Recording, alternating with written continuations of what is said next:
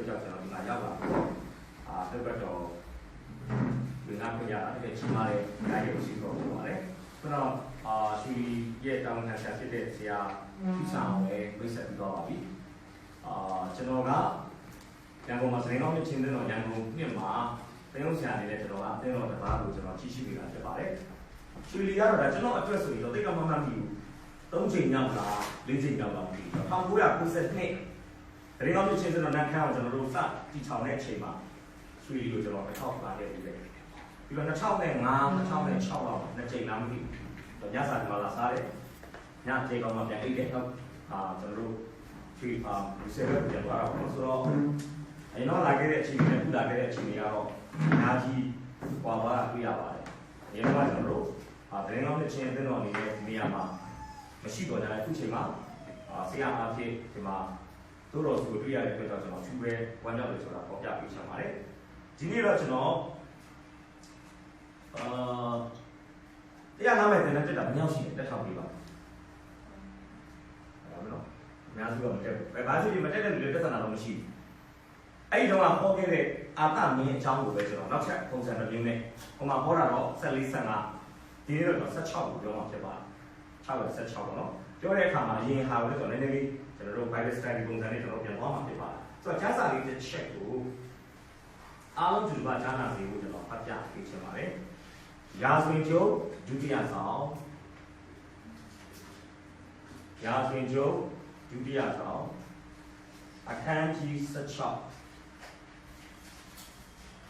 ကျွန်တော်ဖတ်ပေးချင်ပါတယ်600အခန်းကြီး16ဒီဝတ်တဲ့ကြားကျွန်တော်ဖတ်ချင်ပါတယ်အပိုင်းကိုခဏဖြစ်ပါတယ်ထိုအခါProphet Hanandi ယူဒရှင်ပြန်အာတထံသို့လာ၍မင်းကြီးသည်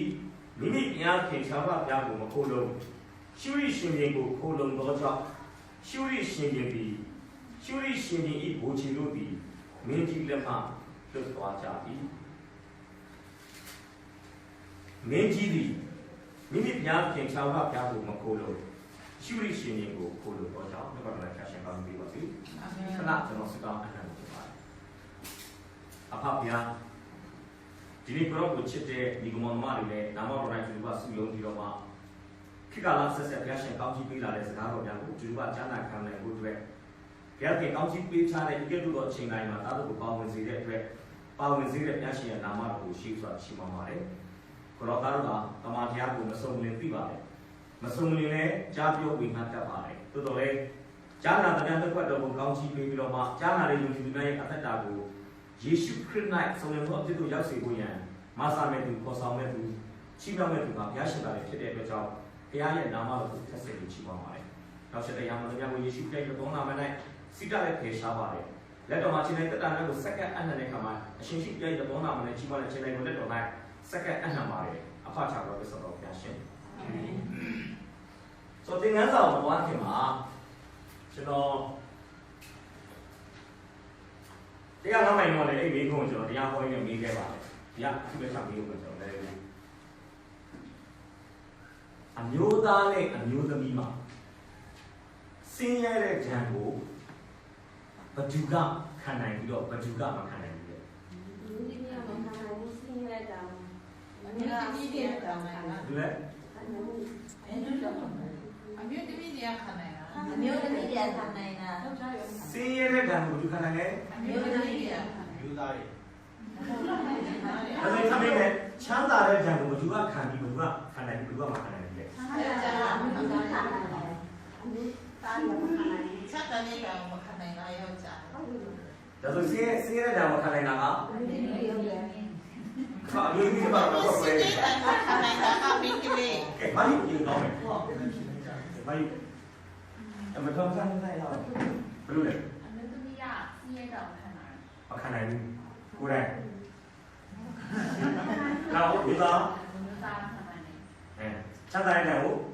မခံနိုင်ဘူး။ဘယ်လိုမခံနိုင်လဲ။အမျိုးသားမခံနိုင်ဘူး။ဟုတ်ပြီ။ဆိုတော့ဒီနေ့ကျွန်တော်ပြောတဲ့ကျမ်းစာတွေကဇက်ကောင်ပဲဆိုကျွန်တော်သုံးလိုက်တော့ဇက်လိုက်လို့ပဲပြောဇက်ကောင်လို့ပဲပြောကျမ်းစာတွေကပုဂ္ဂိုလ်တရားပေါ့။သူ့နာမည်ကအာတမင်းလို့ခေါ်တယ်။ကြားဘူးလား။ သူကဒါဝိဒ်ကနေဆင်းသက်လာတဲ့ယူဒရှင်တွေတယောက်ဖြစ်တယ်ဆိုတော့သူ့အကြောင်းကျွန်တော်နည်းနည်းလေးပြောပြချင်တယ်ဒီနေ့ခေါင်းစဉ်ကိုတော့ကျွန်တော်အရင်တက်လိုက်တယ်ခေါင်းစဉ်ကိုတော့ကျွန်တော်ဘယ်လိုတက်ပေးချင်လဲဆိုရင်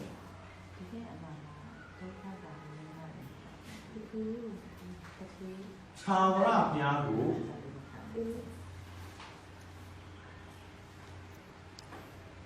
စွန့်ပစ်ခြင်းဤလက္ခဏာများဆိုကျွန်တော်ခေါင်းစဉ်တက်ပေးမယ်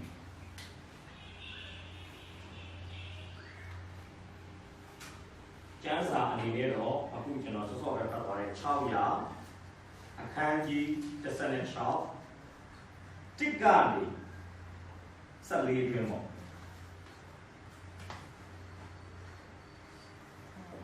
616ခုသာပြောပြီးပဲကျွန်တော်14လေးတော့နည်းနည်းလေးပြောမယ်15လေးကျွန်တော်ပြောမယ်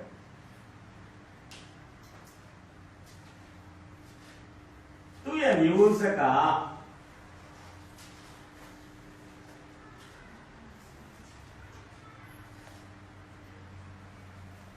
ဘယ်လိုသိလာလဲဆိုတော့သိနိုင်ဖို့အတွက်600ခန်း14ပိုက်နဲ့ကြည့်ကျွန်တော်ဖတ်ပေးပါ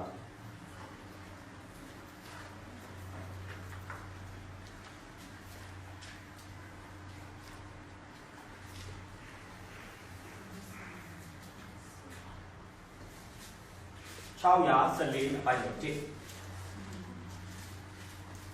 အပိယတိဘိုးမေတို့နှင့်အပြော်၍ဒါဝိညုံ၌အကျိုးချင်းကိုခံလေ၏ကားတော်အာသာတိ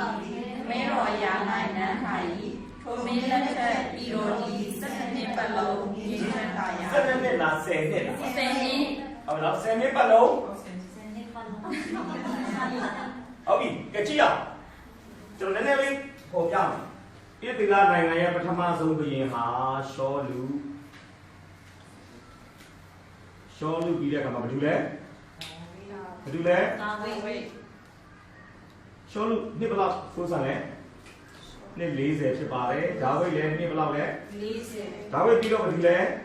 ရှောလမုန်လည်းနှစ်40ရှောလမုန်ပြီးတော့နိုင်ငံဟာနှစ်ချမ်းဝဲသွားပါတောင်ပိုင်းရှောလမုန်ကနေဆင်းသက်လာတဲ့တောင်ပိုင်းကိုတော့ယူဒာလို့ခေါ်တယ်ရှောလမုန်ကဆင်းသက်တဲ့အမျိုးနဲ့အေဖရင်အမျိုးကနေဘုရင်ဖြစ်သွားတဲ့အဖွဲ့ကိုတော့ဣသရေလလို့ခေါ်တယ်အဲကနေယူဒာနိုင်ငံနဲ့ဣ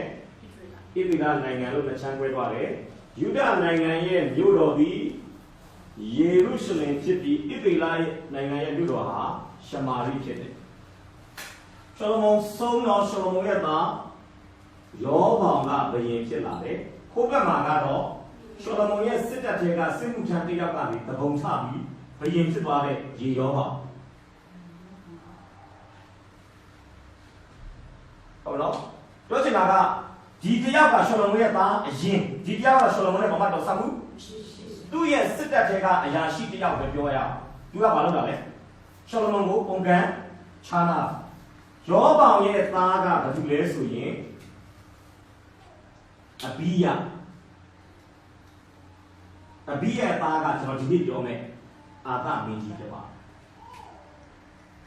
ဒါလေးကျွန်တော်နည်းနည်းချပြချင်ဆိုတော့အဘိယဆုံးတဲ့အခါမှာအာသဘာဖြစ်လာလဲ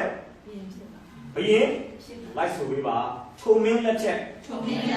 ပြီးတော်သည်10နှစ်ပတ်လုံးငြိမ်းချမ်းလေ၏တိုင်းပြည်မှာဖြစ်နေတယ်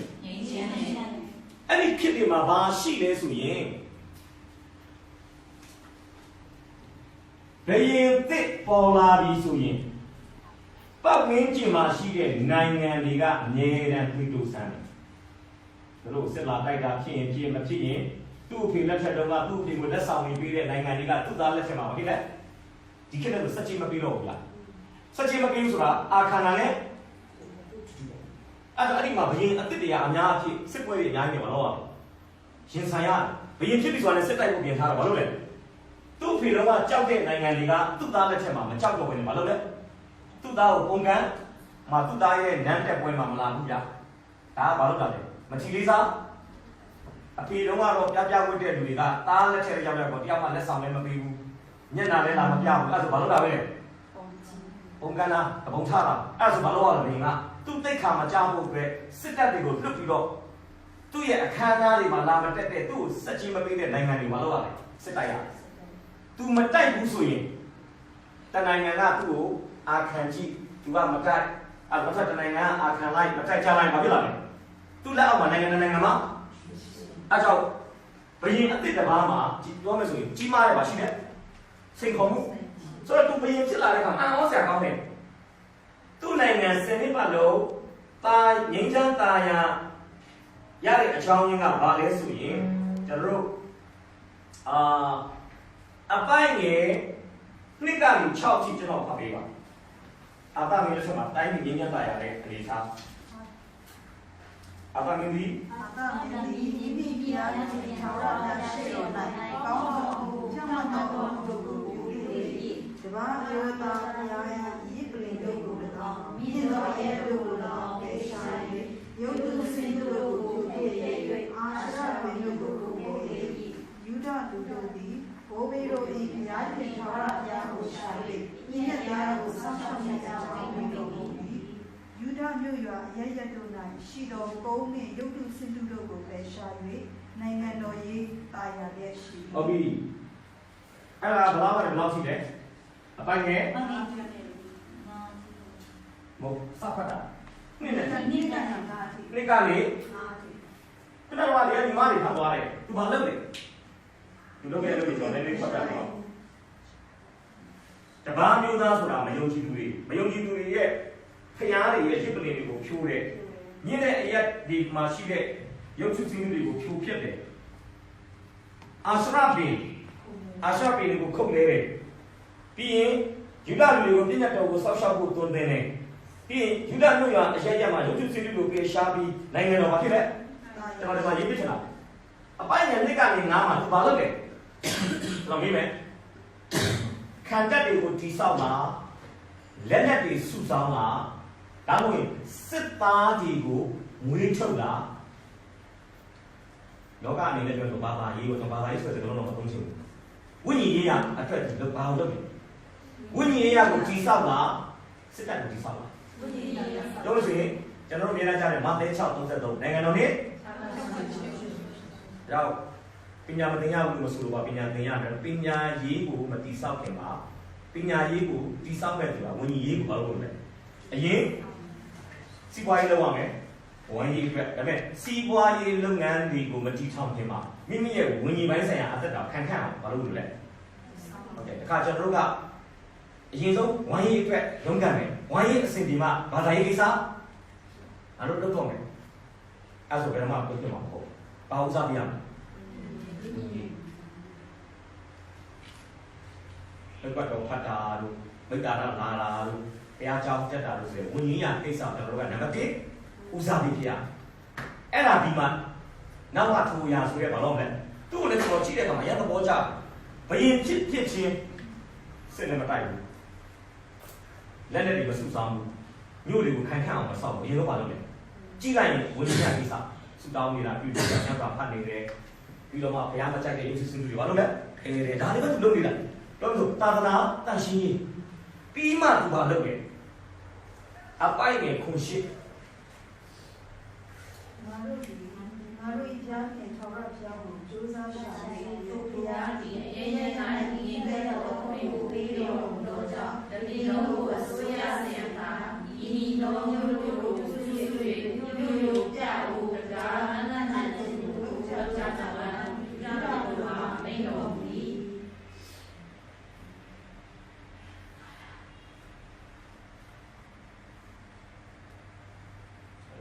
6ကနေ8ထိရောက်လာ8မှာရောက်နေတယ်နော်ပါပြီပါအာမနာနိုင်ဒီလိုမျိုးလမ်းကိုကောင်းတော့တာဒီလိုမျိုးနိုင်ပါနေဒီကိုကောင်းတော့ညနေလူရဲ့တဲ့ရှောင်းတော်ဒီမှာဒီလိုစစ်ပြေးတာဒီကျွန်တော်ကလည်းဆိုပြပါအာသမင်းဒီတပီလုံးတွေခိုင်ခန့်သောမျိုးတို့ကိုကြည်လေ၏သက်ဆိုပါညို့ယို တကားကန့်လန့်ခြင်းတို့ကိုလောက်ကြပုံအံဟုယူရလူတို့အားမိန့်တော်မူ၏မြို့တွေကိုဆောက်ရန်သူလာတိုက်ရင်အလွယ်တကူတိုက်လို့မရဘူးမြို့တွေဘာလို့လဲအဲ့မှာပြောတဲ့မြို့ရိုးပြအိုးကန့်လန့်ခြင်းဆိုတကယ်ခိုင်ခန့်တဲ့မြို့တွေခံတတ်မြို့တွေကပြောမဆိုရန်သူကသူ့နိုင်ငံကိုကျူးကျော်ချင်တိုင်းကျူးကျော်လို့မရဘူးကောင်းကောင်းဆောက်တော့အဲ့တဲ့ကောင်းတာကအဲ့ခိုင်ခန့်တဲ့မြို့တွေထဲမှာရန်သူကိုခုခံတဲ့စစ်သားဘယ်လောက်ရှိလဲ9သိန်းနဲ့10ပါးဒီမှာကြည့်နည်းတဲ့စိတ်ရမ်းမှုပေါ့ဒီခေတ်ကျွန်တော်သိတော့မြန်မာပြည်မှာအလုံးရှိရင်စစ်သားကတန်းပေါ့ဗျာ10သိန်းအဖွဲ့အစည်းပုံများအခုဘယ်လောက်ရှိလဲ9သိန်း10ပါးစစ်သားကြီးနည်းတဲ့ရေကပ်မှုဒါပေမဲ့ဒီချာက9သိန်း10ပါးကိုတိစောက်တာနဲ့ဝိညာဉ်ရေးရအတွင်းအသက်တာကိုတိစောက်တာဘယ်ဟာတိစောက်မြို့ကိုစောက်တာနဲ့ကိုယ့်အသက်တာကိုလူတွေကိုတိစောက်တာဘယ်ဟာအရင်လုပ်လဲဒါကျွန်တော်တရားနာမယ်မှာလည်းတရားဟောခဲ့ပါတယ်အသင်းတော်အဆောက်အဦးစောက်တာချက်အသင်းတော်ထဲမှာဝိပုကိုးကွယ်မဲ့ယုံကြည်သူတွေရဲ့အသက်တာကိုတိစောက်တာကိုယူရခဲ့တယ်ဘုရားကြောင့်ကြီးပြီးတော့မှအထဲမှာရှိတဲ့ယုံကြည်သူတွေကတောင်းမှကဲ့တဲ့စိတ်ချမှုမရှိကြားတဲ့နှုတ်ဘက်တော်ကိုနှံလန်းမှန်းမပိုင်းခြားနိုင်ဆုတောင်းကောင်းမှမသိသစ္စာရှိပေးကမ်းကောင်းမှမသိအဲ့ဒါဆိုတော့အယောင်ဝမ်းနေစရာတဘောင်တိစောက်မယ်ဦးစားပေးဝိညာဉ်ရဘုရားဝိညာဉ်ရတိစောက်တယ်ပြီးမှဘာလို့လဲစိတ်ရင်းတိစောက်တယ်အဲ့ဒီကာလကဘယ်လောက်ရှိလဲဆိုရင်ဒီနှစ်ခုကိုတိစောက်နေတဲ့ကာလက10နှစ်လောက်ရှိပါတယ်10နှစ်လောက်ရှိဒါစဉ်းစားကြည့်ဒီခေတ်ကာလလို့10နှစ်အတွင်းမှာတဏှတ်တန်တစ်ချက်မှအဲ့ကတော့တဏှတ်မရှိပါဘူးအနောက်တန်တစ်ချက်မှကျွန်တော်အားလုံးသိတယ်တိုင်းပြည်မငြိမ်းချမ်းရင်အခုကျွန်တော်တို့ခရီးပြည့်ပြီတော့မှလာရှိုးနဲ့မူဆယ်လာတော့မှတိုင်းပြည်မငြိမ်းချမ်းရင်ဘာဖြစ်လဲသွားတာပြောလားမပြောဘူးအဲ့တိုင်းပြည်မငြိမ်းချမ်းတဲ့အချိန်မှာခရီးသွားတဲ့တမိုင်ကလည်းအရန်ကြားတယ်တနာရီကလည်းအဲ့တော့အချုပ်ပြောတယ်အချိန်ဆိုတာခံစားချက်ပဲအရန်ပြောရင်အချိန်ကြီးကုန်တာအရန်ညံ့အရန်စိုးရင်စရာတွေနားနေအချိန်ကဘာဖြစ်လဲဟောကြားလိုက်တာဆိုတော့ဒီမှာလည်းကျွန်တော်ဆက်နေတာကာလကကျွန်တော်ဆက်ဘယ်လိုပုံလို့ပုံမှန်တော့မသိလိုက်ပြီးသားလည်းငင်းငင်းညံ့ညံ့တယ်သူ့ဖိလက်ချက်ကစစ်ပွဲတွေပါလေရှိတာဘူးဆိုတော့သူသားလက်ချက်မှာအေးစစ်စစ်ကဲအဲ့ဒါပြီးတော့ဘာဖြစ်လာလဲဆိုရင်အပိုက်ရဲ့6ကနေ7ကျွန်တော်ဖတ်ပေးပါ不杀神明，自然的，自觉的，他同样的话，西来的，没人下面有两个吧，阿达的19月，没人下面有那么，谁帮他在阿达的比亚克查拉比亚阿的口语，我查拉比亚古罗的，亚鲁的阿内罗祖国给的钱啊，在哪有问题的？我ကျွန်တော်တို့ဤဘုရားရှင်သာရဘုရားတည်နေတော်မူပါကျွန်တော်တို့ဒီကိုယ်တော်ကိုခိုလုံ၍ဓမ္မတော်ကိုအမိပြုလျက်ဒီအလုံးရင်းကြီးကိုတိုက်ဆိုင်နာသွားပါ၏။အိုသာရဘုရားကိုယ်တော်ဒီကျွန်တော်တို့ဤဘုရားရှင်ဖြစ်တော်မူ၏လူဒီကိုယ်တော်ကိုနိုင်တော်အခွင့်ရှိစေတော်မူပါနှင့်တောင်းစနစ်ပါဖတ်ပေးလိုက်ပါသာရဘုရားဒီဥရှာတော်ကိုအာဂါတိယူရလူရှိမှတန်ခတ်တော်မူသည်သူတို့ဒီပြေးကြဟုတ်ပြီကျွန်တော်ရှာစီချင်တာလူလေးလို့ပါပထမအတန်းကအပိုက်နဲ့ရှစ်ကိုဖတ်ပြီးအာဘလက်ထဲမှာရှိတဲ့စစ်တီအင်အားကိုပြောပြပါဒုတိယအတန်းကအပိုက်နဲ့6ကိုဖတ်ပြီးသူ့နိုင်ငံကိုကျူးကျော်လာတဲ့ရန်သူရဲ့စစ်အင်အားကိုဖတ်ပေးပါ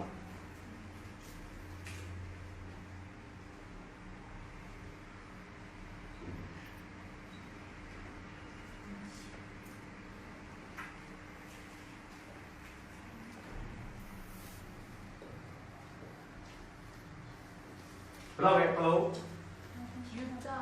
အပိုင်ငယ်ရှစ်မှာစုစုပေါင်းလောက်ရှိတယ်နှစ်ခုပေါင်းလိုက်ပါဒီကနေ့ဟုတ်တယ်9သိန်း8000 စစ်တောင်ကျေးဇူးတင်တယ်ခု10ရာထောင်တောင်းသိန်းဘယ်ကောအနောက်ကန်တူရဲ့တန်ရထား300ဟုတ်တယ်စစ်သူရဲ့တန်ခု10ရာထောင်တောင်းသိန်းတန်မပြီးဘူးဟုတ်လားလေလောက်ရှိတယ်ဒါဆိုရင်ယထာ300ခဏဖယ်ထား လူချင်းရှင်မယ်ဆိုရင်အနိစ္စတော့ပြောမလို့ယူဒစစ်သားတယောက်ကရန်သူစစ်သားတယောက်ခွဲလောက်ဒီပါဘာလို့ရတိုက်ရမယ်အဲ့ဒီခေတ်ကအားလုံးသိတယ်လည်းနဲ့တနတ်တွေနဲ့တိုက်တာပေါ့ဘာနဲ့တိုက်တာ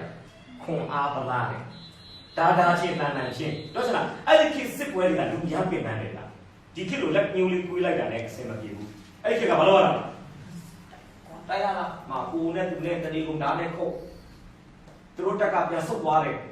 ကိုမှစစ်ကူမရှိဘူးသူတို့ကတစ်ခွက်ပြန်ထမင်းစားထားတယ်နောက်တစ်ခွက်အစ်တက်လာတယ်တစ်ခါမှစစ်မတိုက်ရသေးတဲ့အခွက်ကိုကပထမအခွက်နဲ့တိုက်လို့ပြင်ပန်းတဲ့အချိန်ဒုတိယတစ်ခွက်နဲ့ထပ်တိုက်ကိုရဲ့တိုက်နိုင်မှုခိုက်နိုင်မှုအင်အားပါဖြစ်လာမယ်ကြားလာပြီလေတော့မင်းလည်းပြောတယ်ကျွန်တော်သိတော့မှာတော့နောက်လာမယ့်အနာဂတ်ဆိုရင်ဟိုအမေရိကန်တို့ရုရှားတို့ဘာလုပ်နေလဲလူချင်းမတိုက်တော့ဘူးကွန်ပျူတာနဲ့ပဲအားကြောင့်အခုဂိမ်းကစားတဲ့ကလေးတွေကစစ်သားတွေဖြစ်ကုန်တယ်တဲ့နောက်ဆုံးကြည့်ကြအောင်တမတော်နိုင်အမှုထမ်းရဂိမ်းကစားနိုင်တဲ့လူငယ်မလျောက်လူရှိဒီကောင်ဘာလို့လဲစိတ်ရောဘာလို့လဲနိုင်မှာကွန်ပျူတာခန်းနေမှာမစိတ်ရောကတိုက်နေစိတ်ရောတိုက်ကြမယ်တဲ့တူတယ်အဲ့ဒီတော့ဘာတိုက်ရတာလဲဒီအသွေးသားရှိတဲ့လူချင်းတိုက်တာတော့မှဒီဘက်ကအားတာနေတယ်မှာဘာလို့ပါလာလဲယထာတော့ဒီခေတ်နဲ့ကျွန်တော်ညီမချင်းချိုးမယ်ဆိုတော့တန်ကြက်ကာပြီးတင့်ကားပြီးတန်ကြက်ကလည်းတင့်ကားတယ်ရိုးစစ်သားကိုနိုင်ငံမနိုင်လားနိုင်ငံမို့ရိုးစစ်သားတန်ကြက်လို့မရဘူးရိုးတန်ကြက်တော့ပြည်တန်ကြက်ကပဲပေါ့မလဲအဲ့ခေတ်ကလည်းတန်ရထားဆိုတာကညာနဲ့ဖြစ်လို့မပေါ့ဘူးတန်ရထားကဒူရင်းသီးလို့ပဲတော့တန်ရချုံလေးတက်ထားတာ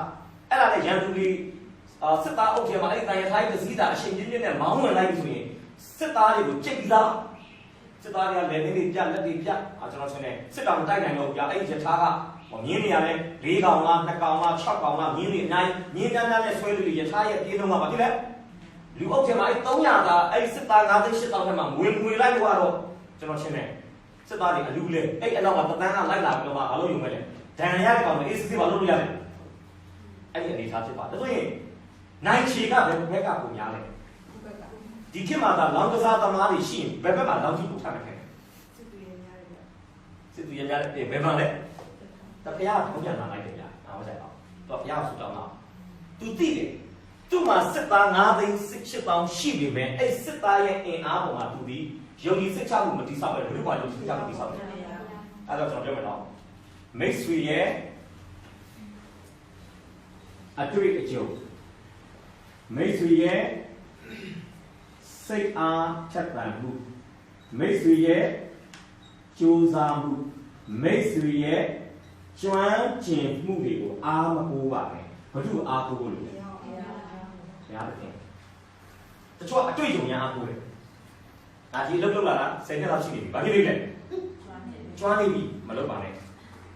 မယုံကြည်သူကတော့အတွေ့အကြုံအားကိုးတာကောင်းတယ်ယုံကြည်သူကဘာလို့အားကိုးရမလဲနောက်တချို့ကဘာလဲစိတ်အားထက်သန်မှုအရန်ကိုလုပ်ချင်းစိတ်အားထက်တချို့ကဘယ်မှာပြောလဲစိတ်အားထက်သန်မှုရှိရင်လည်းအလုပ်တစ်ခုက100%မှာ90%လောက်ပါဖြစ်တယ်ပြီးတဲ့ကဲသူရှိတယ်ဒါမှန်ပါတယ်စိတ်ရဲ့စီရဒါပေမဲ့ဖျားသားသမီးတွေတော့စိတ်အားထက်သန်မှုတစ်ခုနဲ့အလုပ်လုပ်လို့ဘယ်လိုပါဘူးလို့နောက်တချို့ကြတော့ဗာလဲမိုးနေမိုးချုပ်အလုပ်3ခုလောက်လုပ်တယ်ကတယောက်ချင်းနဲ့အရန်ကြိုးစားတာဒါကြောင့်စာလန်130ကမှာစာလန်ဆရာရှောင်းမင်းကြီးပြောထားတဲ့စကားကိုကျွန်တော်အရန်ဒီစောက်ဆရာဖြစ်တယ်သူဘာပြောလဲဆိုရင်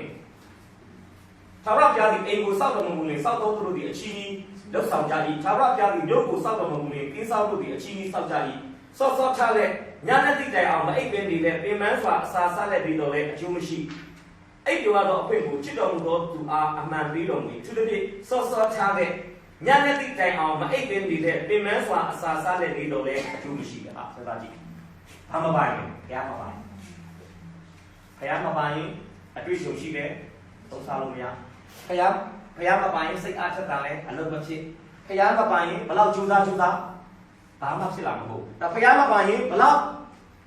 ကျွမ်းကျင်ဒါပဲလေဒါဒီမှာသင်ချတဲ့အာတဒီ၄ခုလုံးကိုမသုံးဘူးသူ့မှာဒီ၄ခုလုံးလည်းရှိမှာမဟုတ်ဘူးဘာလို့လဲစိတ်ရဲ့ဖြစ်ကြုံရှိမှာမဟုတ်ဘာလို့လဲ10နှစ်လုံးတစ်ခါမှစိတ်မတိုက်ဘူးလေ10နှစ်လုံးစိတ်မတိုက်ဘူးဆိုတော့ဒီစစ်သားတွေကကျွန်တော်ထင်တယ်စာသင်ခန်းတွေက စစ်တက်ပညာပဲညာဒီလိုပြရတယ်ခံဒီလိုပြရတယ်တကယ်လူအစ်စ်နဲ့တိုက်မှာပဲမဖြစ်မှာလဲတော့စနေစစ်တိုက်တာတို့ခွဲစိတ်ဆရာဝန်လုပ်တာလို့ဆိုတာကစစ်တိုက်တယ်ဆိုရင်များပြည့်များတိုက်များခိုင်ရင်ပို့တော်လာမယ်ခွဲစိတ်ဆရာဝန်တရားပါလေလူနာများကိုခွဲအဲ့လိုခွဲတဲ့အခါမှာအဖိတ်အစင်အလေးလွတ်နဲ့ရှိအဲ့မှာမဖြစ်ပါမလဲတည်တဲ့လူလည်းတည်မှားပြီးလုပ်လိုက်တဲ့ဟာလည်းလုပ်လိုက်အချို့စီးရုံတွေမှာလို့ရှိတယ်အလုပ်တင်ဆရာဝန်လေးတွေကမှအရလုပ်ချင်တယ်ခွဲချင်တဲ့စီနီယာဆရာကိုခွဲတောင်းတယ်ကျွန်တော်ရှာလို့ကျွန်တော်ခွဲမယ်ဒီလူနာပါလေတကောက်ကျွန်တော်ကြားဘူးတာပါလေ Facebook မှာကြားဘူးတာပါလေလူနာခွဲတော့မယ်အမှမေးစီပြီးနေတဲ့ဆရာဝန်ကဘာပြောဆိုရင်ကျွန်တော်တိတ်တော့မှတ်ပြီးတော့ဒေးဗစ်မင်းစိတ်ကိုတည်တည်ငြိမ်ငြိမ်ထားမင်းဘာမှမစိုးရိမ်နဲ့လူနာပါဆိုရင်ဆရာကျွန်တော်နာမည်ဒေးဗစ်မဟုတ်ဘူးဒါကဆရာကသူ့အားပေးနေတာဒီတခါမှဟုတ်လေခွဲစိတ်ကပြကြုံလူနာချင်တာဟောဆရာကသူ့အားပေးတယ်ခင်ဗျဒါတော့ဒီဆရာဝန်ကသူ့ကိုယ်တိုင်ခြေပြားပြီးတဲ့ဖြားပြီးချွေးတော်ချွေးပြန်နေပြီကျွန်တော်ပြောချင်တာဒီအချိန်မှာသူဘုဒ္ဓဆူတောင်းတယ်လူနေနဲ့စဉ်းစားမယ်ဆိုရင်တော့စစ်ပွဲတော့တိုက်နေတဲ့အချိန်မှာကိုယ့်ရဲ့စစ်တပ်ကိုအားကိုးမယ်ဆိုတာဘယင်တယောက်ကအထက်ရက်ကပုဂ္ဂိုလ်တော်များကိုမလုပ်နေလဲဆူတောင်းခြင်းနဲ့ဒါတော့ဆူတောင်းခြင်းဆိုတာကောင်းကင်မှာရှိတဲ့ဘုရားရဲ့တကူကိုမြေကြီးပေါ်ကိုမလုပ်တာနဲ့ဆွဲချတောင်းတော့ဆွဲလို့ပေါ့ကျွန်တော်စုမတောင်းသေးတော့ဘုရားတကူကကျွန်တော်စီရောက်လာမှာဒါကြောင့်ဆုတောင်းခြင်းဆိုတာဘာနဲ့တူလဲဆိုရင်ကျွန်တော်ဘာမှအသုံးမကျပါကျွန်မဘာမှအသုံးမကျပါကိုတော်အရာအလုံးမတက်ဆွမ်းနိုင်တယ်ဒါကြောင့်ကျွန်မကိုတော်ကူညီပါကျွန်တော်ကိုတော်ကူညီပါဆိုပြီးတော့ကိုယ့်ရဲ့မတက်ဆွမ်းနိုင်ခြင်းအားဖြင့်ကိုယ့်အသက်တာထဲမှာဟာလေကွက်လက်ကြီးဖြစ်အောင်လေဟာလေးဖြစ်အောင်လုပ်ထားပြီးထိုအရာကိုတရားနဲ့မလုပ်နေတာဖြစ်တယ်ပေါ့ဘုရားကြီးကျွန်တော်တို့အသက်တာထဲကနေကျွန်တော်တို့ရဲ့လက်တွေခြေတွေမျက်လုံးတွေနှရွက်တွေကိုအသုံးပြုပြီးသူ့ဘုံကိုမလုပ်မလဲအခုဆိုစစ်သွားတိုက်တယ်ဘုသူ့သူအော်တယ်ဘုရားအစွမ်းပြလိုက်တော့ဖြစ်သွားတယ်တပန်းနဲ့ယထာ300အဖွဲက9သိန်း8သောင်းရှိမှထွက်ပြေးရတယ်လို့ပြောတာရရှင်တော်ကကိုကြည့်ပါစေဒါကျမ်းစာမှာလည်းပြောလို့လေဘုရားသခင်ဟာလူများတော်၎င်းနဲတော်၎င်းဘုရားသခင်ရဲ့ကယ်တော်မူခြင်းကျေးဇူးကိုအစီတာရှင်းတာဘုရားသခင်ကဓာလန်လက်နဲ့ဘာမလုပ်တတ်ဘူးမကဲတင်ဘူးသူ့နာမသူ့တကုန်းနဲ့မလုပ်လဲဒါကြောင့်မိတ်ဆွေမှာအရေးချင်းမရှိရင်လည်းကိစ္စမရှိအတွေ့အကြုံမရှိရင်လည်းကိစ္စမရှိစိတ်အားထက်ကမှုအားလည်းကိစ္စမရှိဘူးအဓိကဘုလို့ဖက်ဖို့ဇာမန်ဖြီခန္ဒီဆိုလည်းဘုရားကိုဖက်ဖို့လိုတယ်စီပွားရေးသမားတွေဈေးရောင်းတော့မယ်အယောင်းဝယ်ကိစ္စလုပ်တော့ဘုရားကိုဖက်ဖို့လိုတယ်ဘာလို့လဲထိုအရှင်ကသာလေစီပွားရေးလုပ်ငန်းရဲ့အနိုင်ရှုံးပညာရေးရဲ့အောင်မြင်ခြင်းကြဆုံးခြင်းအားလုံးဘာလို့နိုင်ရရှင်လဲအခုဆိုကျွန်တော်ရန်တိဆောက်ကဖြစ်တဲ့စကားရပ်လေး3တန်းဆိုတော့ကျွန်တော်ရှာစီခြင်းတယ်သိန်းယူဆိုတဲ့စကားလုံးတွေ့မတွေ့ကျွန်တော်ပြောပါတော့600အခန်းကြီး14ကြည့်ပါ600အခန်းကြီး14တပွဲကအရှိဆုံးအတန်းက73ဖတ်ပြီးသိန်းယူဆိုတဲ့စကားလုံးရှာပြီးပါဒုတိယတန်းက14ကိုဖတ်ပြီးသိန်းယူတယ်ဆိုတဲ့စကားလုံးရှာပြီးပါအနောက်ဆုံးတန်းကအပိုင်းငယ်15ကိုဖတ်ပြီးသိန်းယူတယ်ဆိုတဲ့စကားလုံးရှာပြီးပါအခန်းကြီး14အပိုင်းငယ်73အခန်းကြီး14အပိုင်းငယ်14အခန်းကြီး14အပိုင်းငယ်15အရှိဆုံးတန်းတွေ့လားသိန်းယူ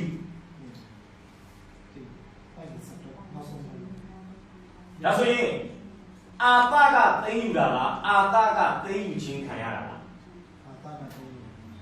ဒါဆိုရင်သိမ်းယူတဲ့သူနဲ့စစ်ပွဲတစ်ပွဲမှာသိမ်းပိုက်ခွင့်ရတဲ့သူနဲ့အသိမ်းခံရတဲ့သူဘယ်သူကအနိုင်ဘယ်သူကအရှုံးလဲသိမ်းယူဘာသူကနိုင်တာတော့နိုင်တာသူထက်အင်အားများတဲ့စစ်သားတွေစီကပစ္စည်းတွေမလုပ်လဲသိမ်းယူတယ်ကဲဒုတိယတန်းသိမ်းယူတာပါလားပါတယ်ပါလားဟုတ်ပြီ14မှာပါလား15အုပ်စုပါတယ်လားဘယ်နှချိန်လောက်လဲ3ချိန်3ခါတိုက်ခိုက်သိမ်းယူတယ်သိမ်းယူတယ်သိမ်းယူတယ်ပြောချင်တာပါလေဖယားကိုခိုးလုံကိုးစားခြင်းရဲ့ဗာလဲအသီးအပွင့်ဖယားကိုဖက်ယမ်းခြင်းရဲ့အကျိုးရလဒ်ပေါ်လာမပေါ်လားပေါ်ပါဘူးဒီကနေကျွန်တော်ဝင်ရရသင်ခန်းစာပေးချင်တယ်ဒါကျွန်တော်လည်းဘဝရဲ့တိုက်ပွဲတွေကိုရင်ဆိုင်တဲ့အခါမှာကိုယ်မှာရှိတဲ့အရင်ပြစ်လို့ခေါ်တဲ့ကိုယ့်ရဲ့အရင်ပြစ်တွေနဲ့မရင်ဆိုင်ပါနဲ့ထာဝရဘုရားဆိုတဲ့အရင်ပြည့်နဲ့ဘာလို့မလုပ်လဲကိုယ်မှာရှိတဲ့အ အတွေ့အကြုံလို့အတတ်ပညာလို့ဆိုတဲ့အရင်းအမြစ်တွေနဲ့ဘဝတိုက်ပွဲကိုမရင်ဆိုင်မင်းနဲ့သာရဘုရားဒီမူလအမြစ်လို့ပြောတဲ့ထိုအရှင်ရဲ့အစွမ်းတတ်တည်တွေနဲ့ကျွန်တော်အနာဂတ်ကိုမလုပ်လို့လဲရှင်ဆိုင်တိုက်ပွဲဝင်ကိုကျွန်တော်ဒီနေ့တိုက်တွန်းချင်တယ်ဟုတ်ပြီဒါဆိုကျွန်တော်ဆက်သွားရအောင်သူစစ်ပွဲနိုင်ပါပြီစစ်ပွဲနိုင်တဲ့အခါမှာကျွန်တော်တရားနားမှာတရားဟောတဲ့အခါမှာပြောထားပါတယ်အခန်းကြီး15အပိုင်းငယ်ဒီနေ့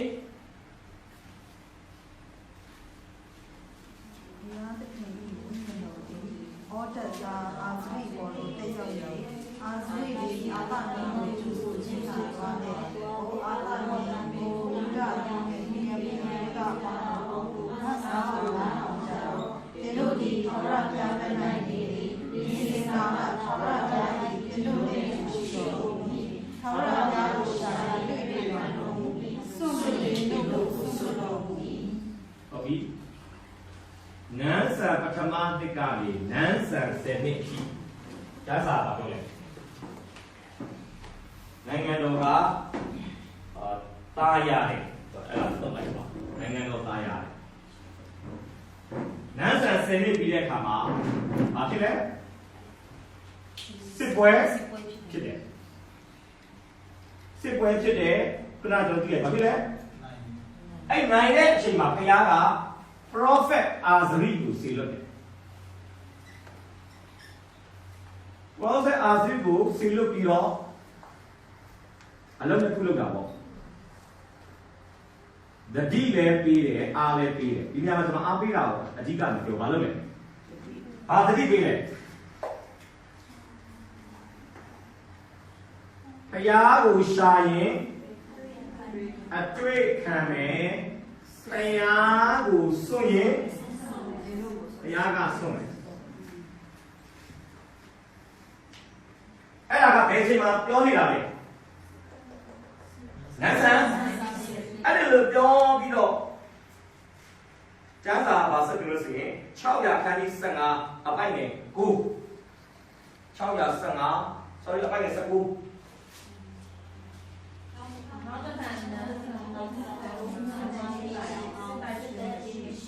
ကဲနိုင်ငံတော်ကဘယ်လောက်တော့ဖတ်နေကြလဲနန်းဆန်10နှစ်ကနေနန်းဆန်35နှစ်အထိဆိုတော့ဘယ်လောက်ဖြစ်မလဲနှစ်ပေါင်းဘယ်လောက်လဲ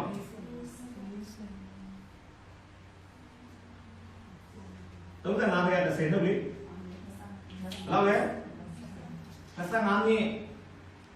ဒီမှာဘယ်နှစ်လဲစဉ်းစားစစ်စစ်တာကျွန်တော်ဆိုရင်ရပ်ပိုင်းတော့ပဲဗျာသိကြမှာမဟုတ်ခဏလေးပဲဘယ်တော့တောင်းလဲစစ်မဖြစ်ခင်လည်းတိုင်းပြည်ကစားရတယ်စစ်ဖြစ်ပြီးတော့လည်းတိုင်းပြည်ကဘာဖြစ်လဲဟုတ်တယ်နောက်တစ်ခါနဲ့နန်းဆန်35နှစ်တိုင်အောင်စစ်တိုက်ခြင်းမရှိဘယ်တော့တောင်းတဲ့တိုင်းပြည်တိုင်းပြည်ကဘာဖြစ်လဲ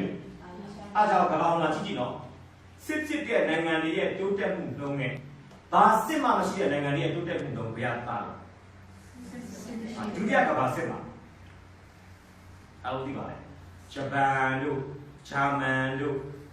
အီတလီတို့ကနောက်ဝေးပါလေဝေးရိုးစွန်းနိုင်ငံတွေကတစ်ခွက်ပြီးတော့အမေရိကန်တို့ပြီးတော့အင်္ဂလန်တို့ရုရှားတို့ပြင်သစ်တို့မဟာမိတ်တွေကပါလေတိုက်ကြအဲ့တိုက်ပွဲမှာအမေရိကန်ပါတဲ့မဟာမိတ်ဖွဲ့ကပါဖြစ်လေနိုင်တယ်ဒါပေမဲ့အော်စရာကောင်းတာကအဲ့ဒုတိယကမ္ဘာစစ်မှာရုရှားလည်းတိုက်တယ်ပြင်သစ်လည်းတိုက်တယ်အင်္ဂလန်လည်းတိုက်တယ်ဂျာမန်အမေရိကန်လည်းတိုက်တယ်တခြားနိုင်ငံတွေကစစ်ပွဲမှာပါလဲပါတယ်သူတို့တိုင်းပြည်ထဲမှာလည်းကြီးစံရောက်တယ်ဗျဘုံစံတွေရောက်တယ်အမေရိကန်ကတော့သူ့စစ်သားတွေကိုကမ္ဘာနိုင်ငံအသီးသီးမှာတွတ်ပြီးစစ်တိုက်နေပဲသူ့အမေရိကန်နိုင်ငံကကြီးစံတော့မကြောက်ဘူးဗျသူ့နိုင်ငံမှာဟာထိခိုက်တယ်အမှန်တော့အများကြီးတော့ပြောတယ်ချီလန်နေဂျပန်စစ်တပ်ခံရတယ်ဂျာမန်စစ်တပ်ခံရတယ်အင်္ဂလန်လည်းစစ်တပ်ခံရတယ်ရုရှားလည်းချိတာပဲဟုတ်လို့သူကတော့ဘာမှမဖြစ်ဘူးသူစစ်သားတွေကကမ္ဘာပတ်ပြီးစစ်လိုက်တယ်သူ့နိုင်ငံထဲမှာဘယ်စစ်လေမှလည်းဘုံလာပြီးတော့မချေဘူးဘယ်ဒီမှလည်းအများကြီးမချူဘူးအဲကြောင့်ဘာဖြစ်သွားလဲတိုင်းပြည်ကတိုးတက်မှုရှိတယ်ဆိုတော့ကျွန်တော်ဒီနေ့ပြောချင်တာက25နှစ်အခုကျွန်တော်ဒီနေ့ပြောမယ့်အကြောင်းအရာက16ကဒီ36နှစ်မှာဖြစ်တဲ့ဟာကျွန်တော်ပြောမှာဖြစ်တယ် ဒါဆိုရင်25နှစ်လုံးဘုရားကောင်းမြတ်တာဖြစ်ပြီလေဘုရားကောင်းမြတ်တာကိုဒီမှာ10နှစ်ခံစားတယ်ဒီစစ်ပွဲအပြင်ဘုရားရှင်တာလေးကောင်းမြတ်တယ်ဆိုတာဘာလို့ဖြစ်ပြီလဲအတွေ့အကြုံအပြင်ဒီစံပြီးသွားပြီနောက်ထပ်25နှစ်လုံးဘာလို့ဖြစ်လဲကျွန်တော်တစ်ရှင်းအောင်ရှိလေဒီဆိုတော့ဘာပြောလဲကောင်းမြတ်ခဲ့သည်မနေ့ကကောင်းမြတ်သည်ယခုကောင်းမြတ်အောင်ပြီမလဲဒါကအတိတ်ကဘုရားကောင်းခဲ့တာဒါကပစ္စုပန်မှာဘုရားကောင်းတာနောက်ကအနာဂတ်ကဘုရားမလုပ်လဲသိနေပြီတော်တော်ဘုရားဒီကောင်းတော်မူ၏အမှုရောက်သောအခါရဲတဲ့ဖြစ်တော်မူ၏ကိုလုံသောသူတို့ကိုတိမှတ်တော်မူ၏ဆိုတဲ့နာဘုံအနာဂတ်ကျမ်းအခန်းကြီး1အပိုက်နယ်9ကိုအာပဗေယအတွေ့အကြုံနဲ့ဘာလို့ပြီးပြီလဲကြောဖြတ်ပြီးစာခေမဟုတ်ဘူးနော်ဘုရားကောင်းတယ်ဆိုတော့ဘာလို့ပြီးပြီလဲခုနဖတ်သွားတဲ့73 14 15 3ပိုက်လုံးမှာဘာစကားလုံးတွေလဲသိယူတယ်ဆိုတာဖျားကောင်းရခြင်းကိုပုံဖော်ထားခဲ့ပါလိမ့်လေဘောဟာရအဲ့ဒါမှဒီမှာပြီးချင်တယ်ဒါဝိဒ်ပြီးဂေါလိယကိုတိုက်တဲ့အခါမှာသူ့ရဲ့အစွမ်းတတ္တိနဲ့တိုက်ကြလားဖျားအစွမ်းနဲ့တိုက်ကြလားဓမ္မရာဇဝင်ပထမဆုံးအခန်းကြီး7အပိုက်နဲ့30ကျွန်တော်ဖတ်ပြီးပါသူပြောတဲ့စကားဆိုရင်သဘောကျတရားစကော30ကော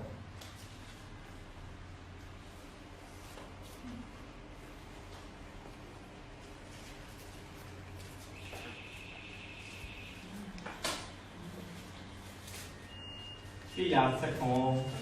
30ကောဟုတ်ပြီ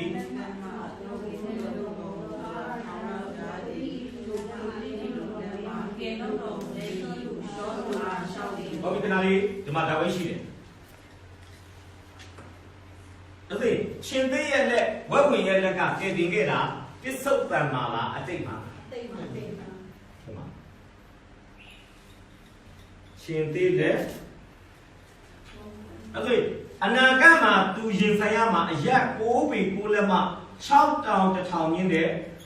ဘောလေးရပြောချင်တာဒါကအတိတ်မှာကြံခဲ့ပြီဒါရက်ပြည့်ပေါ်မှာရှိနေတယ်ဒါသူကပြောလိုက်ရှင်သေးလက်ဝင်လက်ကကျွန်တော်ကိုကယ်တင်တဲ့ဘုရားဟာထိုဖိလိပ္ပိလူလက်ကနေဘာလုပ်လဲဒါဆိုရင်သူ့ကိုယ်ကိုသူစိတ်ချတာလားဘုရားကိုစိတ်ချတာရှင်သေးလက်ဝက်ဝင်ကိုတတ်ခဲ့တဲ့ကျွန်တော်ဟာဒီလူကိုတတ်မယ်လို့သူမပြောဘူးနော်ရှင်သေးလက်ဝင်လက်ကကယ်တင်တဲ့ဘုရားဟာထိုဖိလိပ္ပိလူလက်ကလည်းကျွန်တော်ဘာလုပ်လဲဘာသာအတိတ်ကာလကကောင်းမြတ်တဲ့ဘုရားရဲ့ကောင်းမြတ်ခြင်းပေါ်မှာအာယူပြီးသူဘာလုပ်လဲရှင်းရတာဖြစ်တယ်ဒါကျွန်တော်လည်းကျွန်တော်အသိဉာဏ်ကြီးကြောက်ဆိုပြောတယ်ယုံကြည်သူဟာလည်းဖြစ်နိုင်ရင်ကျေးဇူးတော်နေ့စဉ်ပတ်တန်းလေးပါလို့ကောင်းတယ်ဒီလိုကောင်းတယ်ကျွန်တော်လွန်ခဲ့တဲ့29နှစ်လောက်ကရှမ်းပြည်တောင်ပိုင်းမှာကျွန်တော်တင်းအုပ်ဆရာနေနဲ့အမှုတော်ဆောင်တယ်ပုံခင်းဆိုတဲ့မြို့လေးမှာတောင်ကြီးရတယ်150ဝေးတယ်အဲ့မှာကျွန်တော်ရဲ့စာအုပ်မှာကျွန်တော်ဗာရေးလဲဆိုရင်ဖျားခင်ကျွန်တော်ပုံမှာကောင်းတာအဲ့တော့ကျွန်တော်လက်ခ300ပဲရတာ6လစာ1800အဲ့1800ကကဲဦးလေးအိယာခင်းလေးပါလေဝယ်လိုက်တယ်ပတ်စံတိတ်ကြ200နဲ့တိလေးဖတ်ပြီးကျန်းစာပုံမှာထားတာချလိုက်6လစာဆိုတော့အဲ့ဒီအချိန်မှာကျွန်တော်ပြန်ပြောတယ်လက်ဖက်ရည်ဆန်ရှိဖြတ်ရင်သပြေးပဲပြီးသွားတယ်ပေါ့ပတ်စံမျိုးလို့ဂျာပူးရင်းနဲ့ဟာတော့စိတ်ထဲမှာတော့တော်တော်လေးခံစားရတယ်ပေါ့ဒါစိတ်ရကုန်ပြန်ရောက်တော့ငါဂျာပူးသိစားမယ်လို့ပတ်စံထွက်တော့မှကြောက်လို့ပတ်စံကတူတာကျွန်တော်အသင်းသားတွေကငွေကြီးမှရမ်းချုပ်တယ်ကျွန်တော်တို့လာပြီးပါပြီလေဖျားတိုင်းလေး4ချောင်းတော့တက်တာမီချီလေးဒီလားဒီခေတ်ကတက်တာမီချီလေးတစ်လုံးဆန္ဒပေးလို့ဒီဘူးတဘူးဒါကျွန်တော်ရဲ့နေ့စဉ်တိုက်ရည်မှာအဲ့ဒါကျွန်တော်ရေးတယ်ကြီးစုတော့မှတ်အန်ဒီဒေါ်နန်းနိုင်ကဒီမနေ့မငွေတို့အကင်လေးတစ်ကောင်လာပေးပါတယ်နောက်ဒီမနေ့အန်ဒီဒေါ်နော်ဝါလာကပြောင်းမှုနှစ်ဖူးမနေ့နောက်မငယ်တို့မိသားစုကတင်မော်ဒီအရွယ်လူလေးတွေတုတ်ထားတာတပကံအဲ့ဒါလေးတွေအဲ့ဒီဆိုတော့မှတ်အခုကျွန်တော်အမှုတော်ဆောင်တာ29နှစ်လောက်ကြာလာတဲ့အခါမှာပြောလို့ဆိုရင်အတွေ့အကြုံနဲ့ရှိတဲ့လောက်ရှိလာပြီ။စီယာထူတာမှုလည်းကြံသေးတယ်။ကျူးစားမှုလည်းရှိပါသေးတယ်။专辑部咧，应该出到，龙眼出公嘅出晒打麻啲，打啲咩？ကျွန်တော်ကိုမောင်းနေတာပါလဲဆိုအဲ့ဒီကျေးဇူးတော်မှတ်တမ်းလေးကိုကျွန်တော်ပြန်ဖတ်ရင်ကျွန်တော်ဒီလွန်ခဲ့တဲ့29နှစ်ကလူလေးတစ်ယောက်ပါဖြစ်သွားလူငယ်လေးတစ်ယောက်ပါဖြစ်သွားလဲနုပြူတို့အဲ့ဒါဘာလဲဆိုရှင်သိလက်ဝင်လက်ကကျွန်တော်ကိုကဲတင်တဲ့ဘုရားဟာထိုဖိလိပ္ပိလက်ကကဲတင်တယ်ဆိုတဲ့ခံစားချက်ပြန်ဝင်နေဗျအဲ့ခါမှာစိတ်ကြကြရင်တော့စိတ်ကြကြတာလေကြောက်သွားတယ်အဲ့တော့ဒီကလူလေးလာတာလုပ်စီချင်တယ်ကျွန်တော်တင်ပြီးကြပါအဲ့ဒါပြောတာသူကတမောကပ်တေးဖြစ်တယ်ဆရာလည်းသိတယ်ဆရာနဲ့ကျွန်တော်တို့နဲ့ရန်ရင်းကြီးတယ်ဆရာရဲ့ဝေးစားဖေလို့လည်းဖြစ်တယ်သူကတခါမှအဲ့သူတင်မောလိုက်တဲ့အချိန်ကဘယ်ချိန်လဲဆိုရင်အဲ့ဆိုမာလီယာပင်လယ်ကွေ့မှာဆိုမာလီယာပင်လယ်ဒေသတွေအများတောင်းချတဲ့အချိန်အဲ့သူတို့တင်မောကညမိုးချုပ်ခံပြီးမှဆိုမာလီယာပင်လယ်ကွေ့ကိုဖျားတော့အမှတို့အားလုံးက ready လုပ်တာပင်လယ်ဓမြတွေကလည်းတင်မောအကောင်းစားနေလိုက်တာဟုတ်သူတို့ပြောတဲ့မိုးမချုပ်ခင်ကတင်မောတစ်စီးတော့သူတို့နောက်ကနေလိုက်လာတယ်သူတို့ချင်တာကတော့သူတို့ထက်သေးတဲ့တင်မောဆိုတော့ဟိုပင်လယ်ဓမြရန်ကိုကြောက်လို့တင်မောတစ်စီးနဲ့တွားတာတဲ့တစ်စီးတွားရင်ကောင်းမယ်ဆိုပြီးသူတို့ကိုပြီးခိုးပြီးလိုက်တာလို့ချင်တာဒါကြတော့ပင်လယ်ဓမြတွေပါတဲ့တင်မောအဲ့မိုးချုပ်တဲ့ခါမှာတို့ဘာလို့လဲဆိုရင်တင်မောမှာလည်းကျွန်တော်ထင်တယ်အော်တိုဘီယာလို့ရှိအောင်တင်မောရဲ့အမြန်နှုန်းကိုတနာရီမိုင်ဘယ်လောက်ဆိုအဲ့ဘာလို့တော့သူပုံမှန်မောင်းတော့မှသူတို့ဆိုမာလီယာပင်လယ်ကွေ့ကိုဖြတ်ပြီးဆိုတာကိုအဲ့ပတ်ဝန်းကျင်မှာရှိတဲ့စခန်းတွေပေါ့ရုရှားရေတပ်တင်မောတို့တရုတ်ရေတပ်အကုန်လုံးကိုအချောင်းချတာတကင်းတွေပို့တယ်ဆက်သွယ်ဆက်နေအားလုံးဖြတ်နေပြီပေါ့ပြီးတော့တင်မောတစ်စီးလုံးပဲအမှောင်ချပြလိုက်တယ်ဒါမီမာအဲ့တော့ညပြင်မှာချောက်လို့မီလင်းလေးနဲ့ဖြတ်ရင်ပင်လယ်ဓမြတို့လာခဲ့လို့ခေါ်တာနဲ့တူတူပဲလေတင်မောအမှောင်ချပြီးတော့တင်မောကိုအရှိန်နဲ့သူတို့မောင်းတယ်တင်မောရဲ့အမီပိုင်းမှာတင်မောသားပြောက်ကကင်းဆောက်တာကင်းဆောက်ပြီးမှဘာတန်းတန်းမှမပါဘူးတော့အများအပြည့်ပင်လယ်ဓမြတွေကတင်မောရဲ့အနောက်ကနေတက်လာအခုကတင်မောမှာအလှဆင်တဲ့နေနဲ့ဘာလို့ထားဆိုရင်တင်မောသားဝစ်စုံဝစ်ထားတဲ့ဘလို့ကအယုတ်ကြီးလားအယုတ်ကြီးတရုတ်ကိုတင်မောသားအင်ကြီးဝစ်ထားပြီးတာကောက်အုပ်ချုပ်လဲစောင်းထားပေးတဲ့အင်ကြီးဟိုတင်မောသားဝစ်စုံပြုတ်ပြီးတော့ဖြူတော်လေး one set ချစ်ချင်တော့အဲ့တင်မောအမီပိုင်းမှာစောက်တဲ့တင်မောသားကတကယ်တော့တညလုံးစောက်အောင်ပါတော့သူကကြည့်လာမချင်းမချင်းပေါ့ဒါသူကအိတ်ပြောသွားတယ်ဒါတင်မောကလည်းဘာပြဿနာဖြစ်တော့မီးလုံးတစ်လုံးကိုမှိတ်ဖို့ပြီးသွားတင်မောအမီပိုင်းကမီးလုံးအဲ့ပြင်လည်းညတွေကကတ်လာတယ်ကြာခဏလေးတွေကဒုနောက်ကလိုက်လာတဲ့တင်မောကအခွဲတွေပဲတော့တင်မောနဲ့တော့မလိုက်နိုင်အေးစီးပုတ်တွေနဲ့ကတ်လာတယ်တက်ပြီးအဲ့မှာတက်လာကြ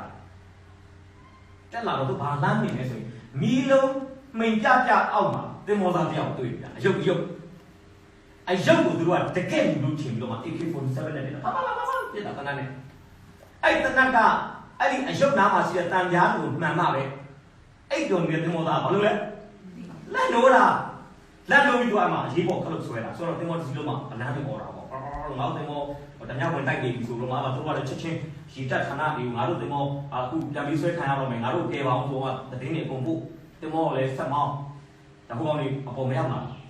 အဲ့ဒါခါတိုင်းကအဲ့အန်ကဲပါလို့ဆိုရင်အဲ့ဒီမီးလုံးလေးတစ်လုံးမှိတ်ဖို့မိတ်သွားတာကလေဘာဖြစ်လဲခါတိုင်းခက်ကောင်းတော့ဘယ်လိုမမိတ်ဘူးဘာလဲဘယ်လိုမိတ်ဖို့မိတ်သွားတာခက်ကောင်းတော့မိတ်ချားခဲ့မိမယ်ဆိုရင်မိတ်ချားပြီးဒီတမောသားလေးအိပ်ပြုံမယ်ဆိုရင်အကောင်လေးခံမှာဘာမှမပြောဘူးဟိုလူလည်းပေါ်ဘာလို့လဲအခုရောက်လာမှာအဲ့ဒါသူ့သားသမီးတွေကိုအငြင်းတန်းပြန်ပြောဖို့ဆိုတော့အခုရဲ့နေစဉ်ပတ်တမ်းမှာအဲ့ဒီအဖြစ်ဖြစ်ရေးထားတယ်ဆိုမာလီယာပြည်နယ်ပြည်မှာတရားတိုက်ခဲ့တာသူညီးတွေကြီးလာရင်ဘာလို့လုပ်ရလဲကျော်ချက်သူကစာဝါဒနာဘာလို့လုပ်နေလဲဒါမျိုးအခု4-500လောက်ရှိတယ်ကျော်လေစာတော့ထုတ်နေတယ်ထုတ်တယ်ဖတ်လို့တော့ကောင်းပါကိုတွေ့လေဖျားကဘလို့မစားကြတယ်ဘလို့ကျွန်တော်အဲ့ဒါမလုပ်ဘူးကောင်းတယ်အဲ့ဒါတွေကအနာဂတ်ကိုအားယူလို့ပဲအနာဂတ်ခရီးကိုဆက်ရှောက်နေကျွန်တော်တို့ကို motivate ဖြစ်စေတယ်စိတ်တော်မူစိတ်ဆုံးမှုတခြားနေရာမှာရှာပါနဲ့ခရားကိုယ်ကကောင်းပြတ်တဲ့အရာတွေလည်းမလုပ်ပါနဲ့သူများတရားဟောချက်တွေရှောက်မရှာနဲ့ကိုဆရာဘုလိုတရားဟောတယ်ဒီဆရာဒီပဲကောင်းတာကတော့တယောက်ချင်းစီကိုခရားသခင်ကကိုယ်ပိုင်အတွေ့အကြုံတွေမလုပ်ထားလိုက်လူတိုင်းမှာရှိမှာပဲဒါဆိုလို့သင်္ကေတရေကောင်းမှုတဲ့ချိုက်တရားချက်တယ်ခရားကတင်တယ်အဲ့အတွေ့အကြုံတွေမလုပ်စေချင်နဲ့ရေးစေချင်နဲ့အခုဆိုဒါဝိကသူ့ရဲ့ကျေးဇူးတော်မှတ်တမ်းကိုစာအုပ်မှာတော့မရေးဘူးဗျနှလုံးသားထဲမှာဟောတော့ကလေအဲ့ဒါဘာလဲတိုက်ရဲလားချစ်တဲ့ဝင်လက်ကကျွန်တော်ကဲတင်တဲ့ဗျာဟာ ဖိလိပ္ပိလက်ကလည်းဘာလို့လဲကျေးဇူးတော်မှတ်တမ်းပြန်ရေရွတ်တာဒါကြောင့်အာသဘယင်လည်းကျွန်တော်ပြောချင်တယ်သူ့မှာကျေးဇူးတော်မှတ်တမ်းရှိတယ်အနာဂတ်မှာစစ်ပွဲတွေကြုံလာရင်အဲ့ကျေးဇူးတော်မှတ်တမ်းကိုဘာလို့မကောင်းလဲကျွန်တော်ကိုစစ်သားတသန်းနဲ့ယထာ300လက်ကကယ်ခဲ့တဲ့ဖခင်ဟာဒီဣသရေလရှင်မြေဘာရှာလက်ကလည်းဘာလို့လဲဒါပေမဲ့ဒါမဖြစ်ခဲ့ဘူးအဲကြောင့်ကောင်းတဲ့တန်တာထာဝရဘုရားကိုစွန့်ပစ်ခြင်းလက္ခဏာအာသက25နှစ်ကြာပြီးတဲ့အခါမှာနောက်ထပ်လူတစ်ယောက်ကိုဖြစ်သွားတယ်ဗျာအရင်တော့ကဘုရားကိုအားကိုးတဲ့အာသနောက်ပိုင်းစစ်ပွဲတွေမှာဘုရားကိုလုံးဝအားမကိုးတော့ဘာလို့သူဒီ25နှစ်လုံး comfort zone လို့ခေါ်တယ်တက်တာရှိတဲ့နေရာမှာမမေ့လိုက်ကျောင်းလိုက်ရွှေလီမှာ comfort zone လေးရောက်တော့ကျွန်တော်ရမ်းကြောက်တယ်ဗျာရတယ်ဘာဆိုရင်နမဘီချက်ဆိုင်ရဲ့အစားတော့လေစားတော့လည်းကောင်းတယ်ဝိစားစင်ကြီးလည်းဘာဖြစ်လဲကောင်းတယ်တက်စစ်ဆိုင်ကလေးဘာလို့လဲတက်စစ်ဆိုင်ကလေးတွေစီးရတယ်အရာရာဘာဖြစ်လဲပြည့်စုံလားတွားရရထာဝရဘုရားကိုမျက်မှောက်ပြုတော့တို့ပြုလေဒီလမ်းကြီးတို့ကိုဖဲ့တင်တော်မူပြီးဘာပြောလဲပြေးပြီထာဝရဘုရားကိုစိတ်နှလုံးကျင်းမဲ့ကိုးစားပါတဲ့ကိုဉာဏ်ကိုကဲတိုက်ပွဲနှစ်ပွဲကိုကျွန်တော်နိုင်ရှင်းမယ်ပါတိုက်ပွဲနဲ့ဒီတိုက်ပွဲ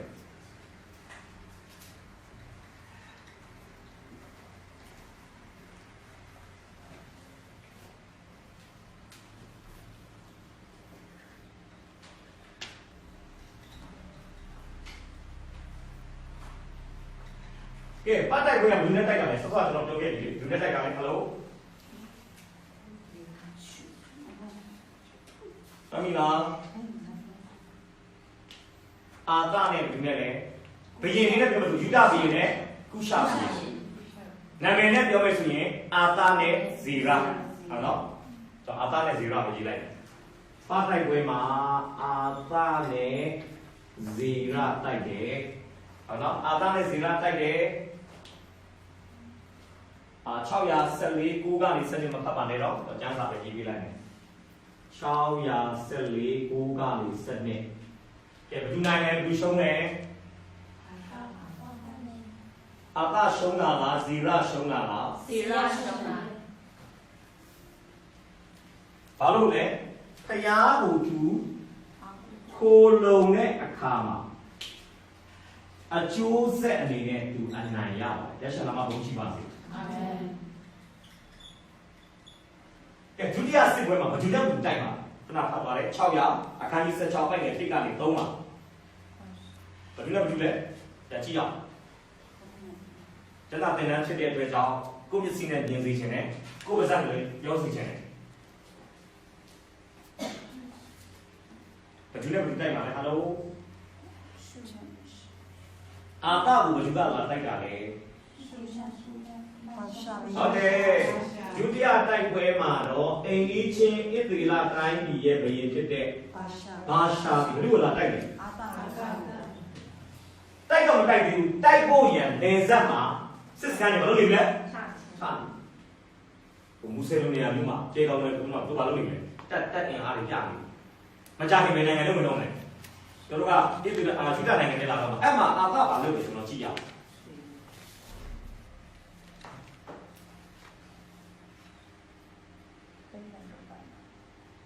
ဟုတ်တယ်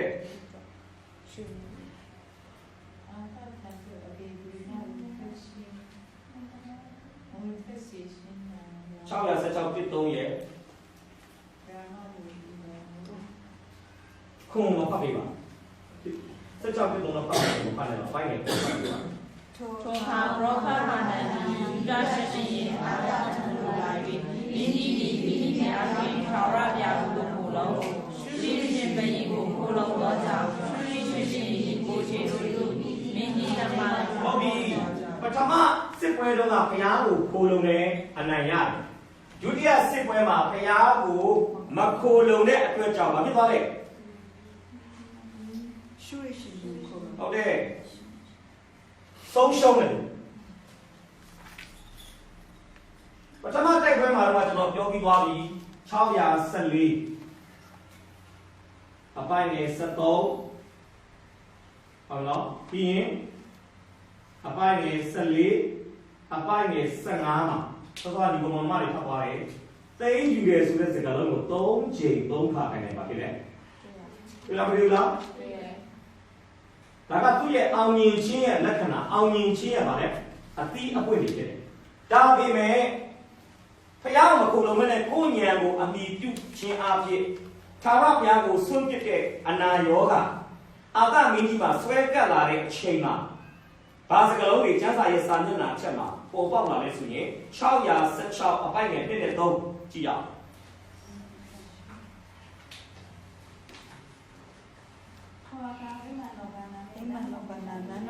ဒီမူတော်ရွှေငွေရှိသမျှကိုအာသသည်ထုတ်၍နမတက်မြို့၌နေသောရှုရိရှင်ပြေမဟာတတ်ထံသို့ပေးလိုက်၍ပေးလိုက်၍ပေးတယ်ဆိုတော့ဒီလားပေးတယ်ဆိုတော့ကိုယ်စီကိုဝင်လာတဲ့ခါလာကိုယ်စီကထွက်သွားတာကိုယ်စီရထွက်သွား3ငါဒီတင်းနေ၎င်းငါကမဲတော်သည်တင့်ကလေးတော်နဲ့၎င်းမိထားရဖွင့်ခြင်းရှိသည်ဖြစ်၍ရွှေငွေကိုငါပေးလိုက်၏ဒီလားရွှေငွေကိုငါပေးလိုက်ဒီမှာလည်းဘာဆက်သွေးလဲရွှေငွေပေးလိုက်နန်းတော်ဗန္ဒာဗိမာန်တော်ဗန္ဒာဒီခေတ်နဲ့ပြောမှဆိုရင်နန်းတော်နဲ့ပတ်သက်တဲ့နိုင်ငံရေးအသုံးစရိတ်တွေပြီးရင်ဗိမာန်တော်ဗန္ဒာဆိုတာဘာသာရေးနဲ့ပတ်သက်တဲ့ဒီခေတ်နဲ့ဆို10ခုတခုလို့ဟာမျိုးတွေအားလုံးကသူများဘယင်ဘာလို့ရလဲသူကဒီလိုမျိုးသူ့ကိုလာတိုက်တာဘာရှာဒါပေမဲ့အဲ့ဒီအချိန်မှာနာမည်ကြီးနေတဲ့ရှူရီရှင်ဘယင်ဘင်ဟာတတ်ရှိတယ်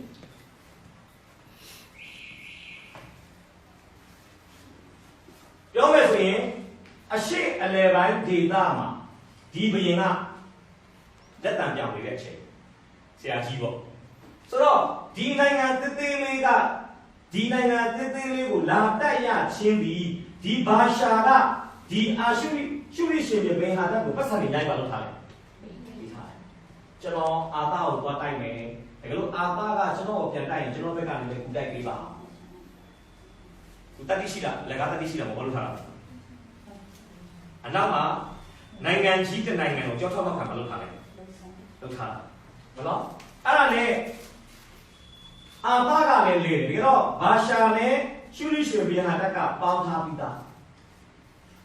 ဒါပေမဲ့အာသားကစောစောကကျွန်တော်ပြောသလိုနန်းတော်ဗန္ဒာဗိမာန်တော်ဗန္ဒာလေးသူ့ကိုပေးပြီးတော့မှဘာလုပ်လဲမင်းသူနဲ့ဖွဲ့ထားတဲ့မဟာမိတ်ကိုဖြတ်ပါငါနဲ့ပေါင်းပါညနာကြီးအောင်ပြဖတ်ပါကျော်ကိုက10သိန်းလောက်နဲ့ငါနိုင်တော့300လောက်ပေးမယ်တဲ့အဲ့ဆိုကိုကဘာဖြစ်သွားလဲရှုရိရှင်ကဘာရှာကိုစစ်တိုက်တယ်လို့ပြောတော့ဘာရှာကိုစစ်တိုက်တော့ဘာရှာကနောက်ကျောကဓာတ်နဲ့ထိုးခံရတာသူကအာသာကိုတိုက်ဖို့အရှိဘက်ကိုအာယုံစိုက်တဲ့အခါမှာရှုရိရှင်ကသူ့ကိုအနောက်ကနေချဘေးကနေချအဲ့သူကစစ်တောင်မှဆက်မတိုက်နိုင်တော့ဘူးဘာလို့သွားလဲစုတ်ခွာသွားဆိုတော့ကျွန်တော်ပြောချင်တာကအာသမင်းကြီးသည်ဘယ်သူနဲ့ပေါင်းလဲအဲ့ဒါကြောင့်အပိုင်ငယ်9မှာ prophet ရောက်လာတယ်အဲ့ prophet ကဘာကြည့်လဲကြဖတ်ပေးပါအာနန်ဟုတ်ပြီ prophet ရောက်လာတယ်ရောက်လိုက်ပါပြောတယ်မင်းကြီးပြီးဖြာထာဝရဘုရားကိုခိုးလုံးမင်းကြီးပြီးထာဝရဘုရားကိုခိုးလုံးရှုရိရှင်ဘီကိုခိုးလုံးတဲ့အတွက်ကြောင့်အောင်တာကောင်းတယ်နော်တကယ်တော့ဘုရားရဲ့အစီအစဉ်ကိုကျွန်တော်ပြောမယ်ဆိုဘုရားကအာသားနဲ့ဘာရှာကအာသားကိုလာတိုက်အာသားကအတိတ်ကာလလိုပဲဘုရားကိုအော်လို့ရှိရင်ဘုရားခင်ကဘာရှာကိုကြောထောက်ထောက်ခံလုပ်ခဲ့ရှုရိဘယင်ကဒီဘယင်သမားလုံးအာသားလက်ထဲမှာလုပ်ချင်တာလေ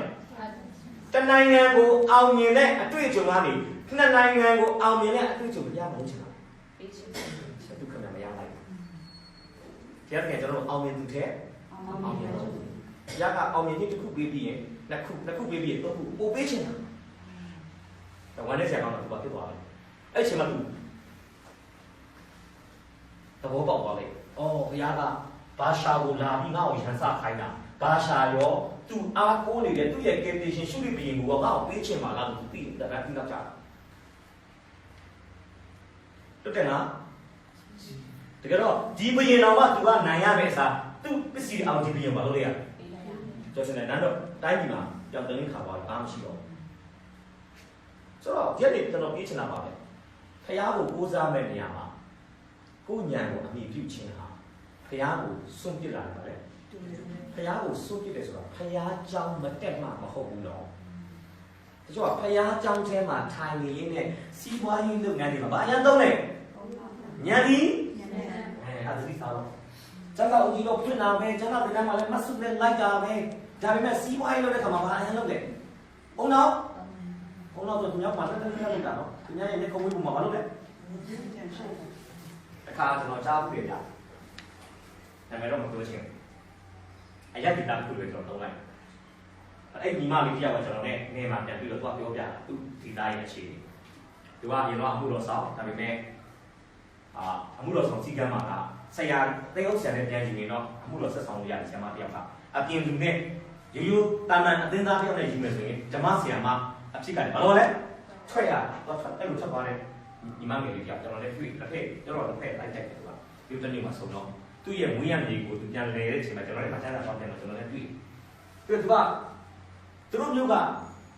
တဲ့အောက်ကြောင်ပြောပြသူ့ရဲ့တဲ့အောက်သူ့တဲ့အောက်ကတရားကြီးပဲဟောတာမဟုတ်ဘဲနဲ့တနေ့နေ့မှာတရားဟောတယ်ဗျာတနေ့လာကစနေနေ့ကြီးကကားပွဲစားဆိုင်ပွဲစားလုပ်တယ်ဟိုလိုက်ရောက်လိုက်ကြလိုက်ရောက်လိုက်ကြပွဲစားဆိုတဲ့တော့ဘာလို့လဲသူများလည်းခွက်ကြတာရှိတယ်ဗျာကျွန်တော်ဒီလူမျိုးကဆင်ရန်ပေးပြီးသားဒါကိုကြောက်ဆန်ပြီးလို့ရှိရင်ပို့ပြီးလို့ရောင်းတော့အဲ့ဆင်ရန်ကိုသူကဟိုပြန်ရောပြန်တော့တစ်ခုခုအမျိုးမျိုးလုပ်တယ်ဗျာပြောချင်တာကားပွဲစားဆိုင်ပွဲစားလောကမှာအဲ့ဒီအမှုတော်ဆောင်မှာတော်တော်လေးနာနေတယ်ဘလာလည်းနေတော့ဆိုဘလာလည်းအကူလာမသိဘူးဘသူကသူ့တဲ့ဆံမသိဘူးသူများသိတာပွဲစားလည်းသိအားနေအဲ့ညီမလေးကသူ့မျိုးကမယုံကြည်သူတွေကိုတော့ပါပြောလို့ဆိုရင်လာမဲ့ခရစ်စမတ်မှာငါတို့အသိတော်မှာခရစ်စမတ်ပွဲလုပ်တယ်လာပြီးကြပါငါ့ကိုခင်နေဆိုရင်ငါတို့သိအောင်ဆရာကယေရှုလူစားကြီးဘာလို့ခံလဲဆိုတဲ့အကြောင်းမလုပ်လဲလာကြတာပေါ့ဘုရားတော်ကြောင့်ပြည့်တယ်ဘုရားဟောဆရာကိုအရှင်ရှုနာမနဲ့ကျူဆိုပါလို့ပလင်ပေါ်တက်လာတာအဲကားပွဲစားဖြစ်နေတယ်ဒေါသထွက်လာတယ်ပွဲစားဖွဲ့ပြဟာနေတဲ့အောက်ကဘာတူလဲလို့ငါတို့ကြည့်လိုက်တော့ငါတို့ခဏလင်နေတဲ့လူပါအတော့မပြောတော့ဘူးရချိုးတော့ပါကျွန်တော်ပြောချင်တာပါလေတရားเจ้าမှန်တက်ပြီပဲဘုရားပူဇာတယ်လို့ပြောလို့ဒေးစင်မှာပေါ်လာတယ်ဘေးကျက်တန်ကျက်အခြေအနေတွေနဲ့ကြုံတဲ့အခါမှာကျွန်တော်တို့ဘုရားကိုပူဇာပြီးတော့ပူဇာပြီးတော့ဆိုတာဖြစ်လာတယ်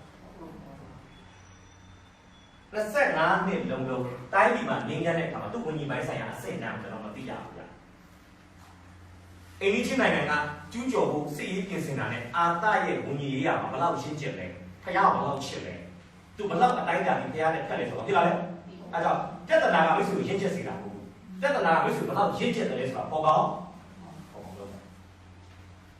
ပြဿနာမဖြစ်ရင်ဒီယောက်ကသိနိုင်လားဘုရားကိုချစ်လားမချစ်လားဘာမှမသိဘူးပြတ်သွားတယ်လို့မျိုးအေးအေးပဲ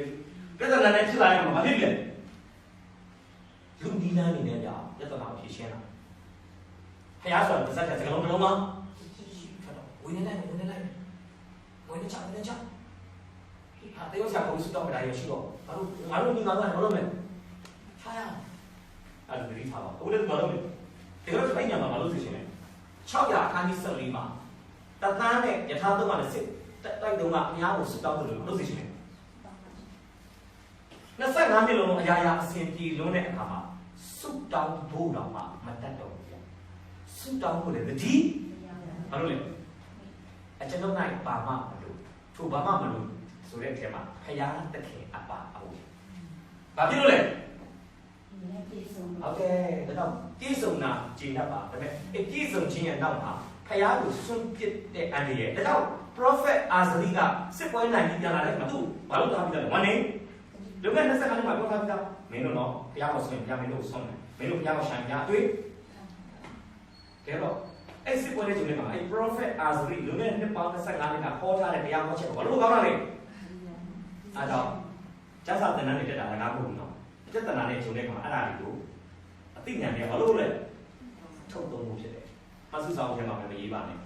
။တရားဟောချက်ကောင်းလိုက်တာလို့ပဲမလုပ်ပါနဲ့။လက်တွေ့ဘာလို့လဲ။ကျွန်တော်ယုံကြည်တယ်ကျမ်းစာသင်တန်းတက်ထားရင်တော့တေးကြီးမှာထွက်လာလိမ့်မယ်နော်။အဲ့ကျမ်းစာသင်တန်းကကျမ်းချက်ပြီးတစ်ခါလုံးပြီးဘာဖြစ်လဲ။အဲ့ဒီကျမ်းဆုတောင်းရရတာရှိရတော့။တင်းကိုဘာလို့လဲ။တကယ်ရှင်မကြီးကြဘာလို့လဲ။ခေါမအဲ့ကျမ်းစာသင်တန်းကဘာမှမတက်တာ။ဒီအရာတွေကဘေးကျတဲ့ကြအခြေအနေမှာဘာဖြစ်လာလဲ။ကျမ်းစာတော့တော့လည်းတတိယလိုက်နေကြ။ဒီနေ့မှာနှလုံးသားပြည်ကြီးပေါ်မှာဒီကြားလိုက်တဲ့ဖက်ဖက်တော့ရိုးစီရလကားမဖြစ်ဘူး။တတိဆိုင်အပင်တော့ယုံကြည်တယ်။တ阿达，ဒီ25နှစ်အတွင်းမှာဆိုတော့စစ်ပွဲနိုင်ငံစားတော့အစဉ်ပြေမနေတယ်နောက်ပိုင်းတော့ကျွန်တော်တပြေးနဲ့အရာရာ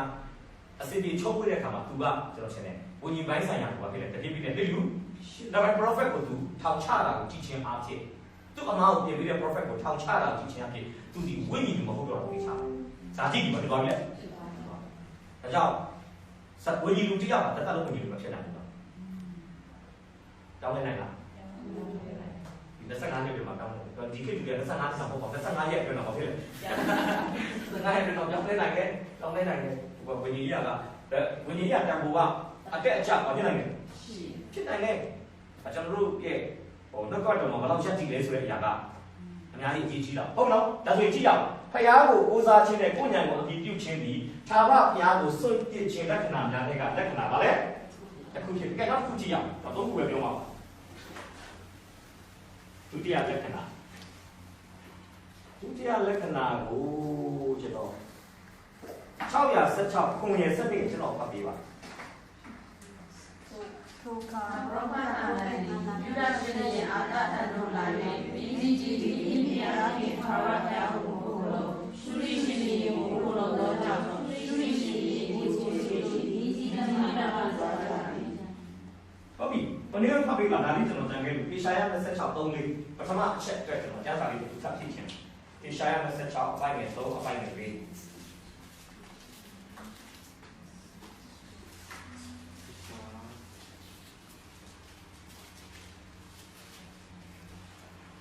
သစ္စာဆောင်၍ဖြောင်းမှတ်တော်မျိုးပါစေစိတ်နှလုံးတည်တော်ဒီကိုယ်တော်တို့ကအင်းတဲ့ရှင်တက်ရှိရဲ့ကြောင့်ဆောက်ရှောက်တော်မူပေ၏ထာဝရဘုရား၌အစဉ်ရဲ့ကိုယ်တော်ကြတော့ထာဝရဘုရား၏နေစာထာဝရကိုယ်တော်များဖြစ်တော်မူ၏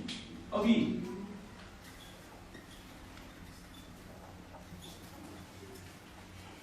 ပရောဖက်ဟေရှာယကဘယ်လိုပြောထားလဲဖယားကို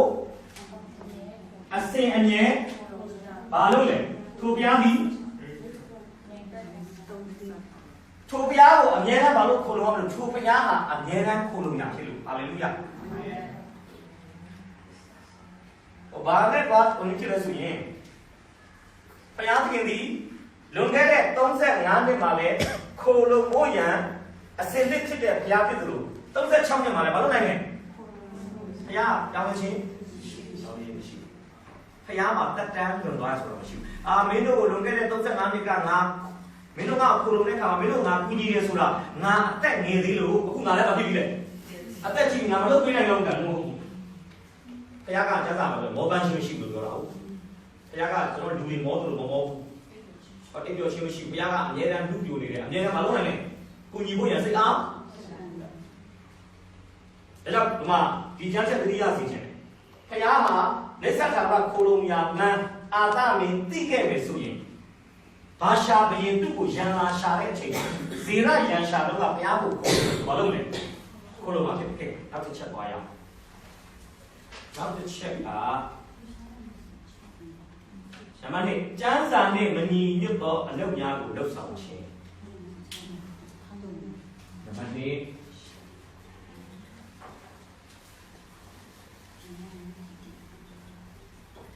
ကျမ်းစာနှင့်မညီညွတ်သောအလုံးများကိုလှုပ်ဆောင်ခြင်း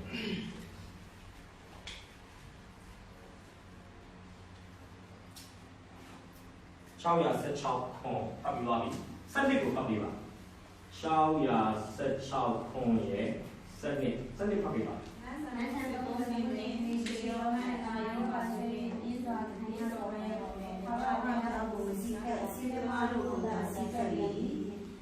ဟုတ်ပြီဒီပြမယ်စစ်ရေးမှာဘာလုပ်လဲဖယားသခင်ကိုကိုးစားမဲ့အစားရှုရိရှင်ကိုဘာလုပ်လဲမတော်ရေးလိမ့်မယ်ရှုရိရှင်ပြည်သည်ဖယားသခင်တဲ့အရေးကြီးတယ်ဒါကအပိုင်းနဲ့ဘယ်တော့မှလဲခွန်မှာဖြစ်ပါနောက်ကျမ်းမာရေးပြဿနာနဲ့ဂျုံလာတဲ့အခါမှာလဲစေတမားဆိုတာဆရာဝန်တွေကိုပြောတာ ကျမ်းစာထဲမှာစေတမာ3မျိုးရှိတာပေါ့နေမိမစာခန်းကြီး3မှာပါတဲ့စေတမာကရေမွေးပေါ်ဆက်တဲ့သူတွေအခုဒီမှာပါတဲ့စေတမာပါလေဆရာဝန်ကျွန်တော်2မျိုးပဲရှိတာနောက်တစ်ခုကတော့ကျွန်တော်သိတဲ့စေတမာပါလေမင်းညာအင်္ဂလိပ်မှာစူတောင်းဖို့သွားတယ်တော့အရှင်မျိုးသမီးပြောတယ်ဆရာလေကျမမောင်ကဆရာဝန်နဲ့ကျွန်တော်လည်းယူသားတယ်တကယ်ဆရာဝန်ပြောတယ်မိသားစုအော်ဆရာဝန်ဆိုတော့သူကြီးကျွန်တော်ဝိုင်းကြတယ်ကိုပဲစိတ်ကလည်းကိုအသားထဲဘာလို့လုပ်လဲထိုးလို့ကျမမောင်ကဆရာဝန်သူ့တဲ့စူတောင်းပေးပါကျွန်တော်တကယ်ဆရာဝန်နေတာပေါ့တကယ်မှစိတ်တောင်းတက်တာလားမဟုတ်ဘူးငွေစီဝါဆွဲနေတာအဲကြောင့်ကျွန်တော်ဒီခေတ်မှာစေသမားဆိုတာကနံပါတ်4သမားဒါမှမဟုတ်ဒီယာမားတို့ဘာလို့သုံးတယ်ဓမ္မဟောင်းမှာပြောတဲ့စေသမားဆိုတာကရင်ဝေးပေါ်ဆက်တဲ့လူတွေစေသမားလို့ခေါ်တယ်လို့ဆရာဝန်တွေလည်းဗါလဲစေသမားယောဂဖြစ်တယ်ဗျာကျမ်းမာရေးပြဿနာနဲ့ချုပ်နေ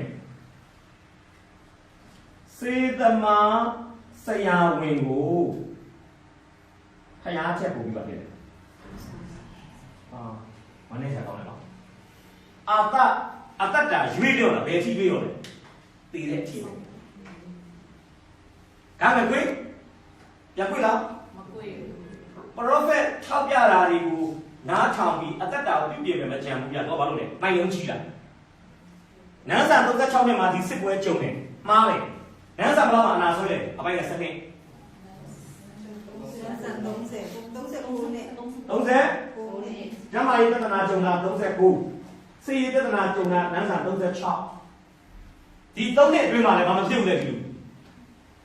အတ္တပြင်လားမပြင်ဘူးပို့ဆိုးလားအမှကျွန်တော်ရေးပေးချင်တာလည်းခုရှိတယ်ခရိယာနေပြဿနာနဲ့ကြုံတဲ့အခါမှာလုံရမယ့်အရာနဲ့လုံနေတဲ့အရာပထမတစ်ခုကပြဿနာနဲ့ကြုံရင်ခရိယန်တစ်ယောက်ကတစုံတစ်ခုဆုံးဖြတ်တော့မယ်ဆိုရင်ငါလုပ်မဲ့အလုပ်ဟာ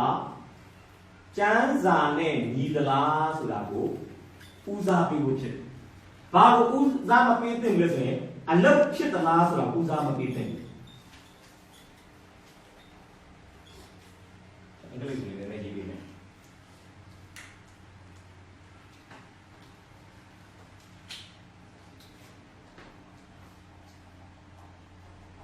That is what ဒါအလုပ်ဖြစ်သလားနောက်တစ်ခုကတော့ is this biblical ကျမ်းစာနဲ့ညီသလား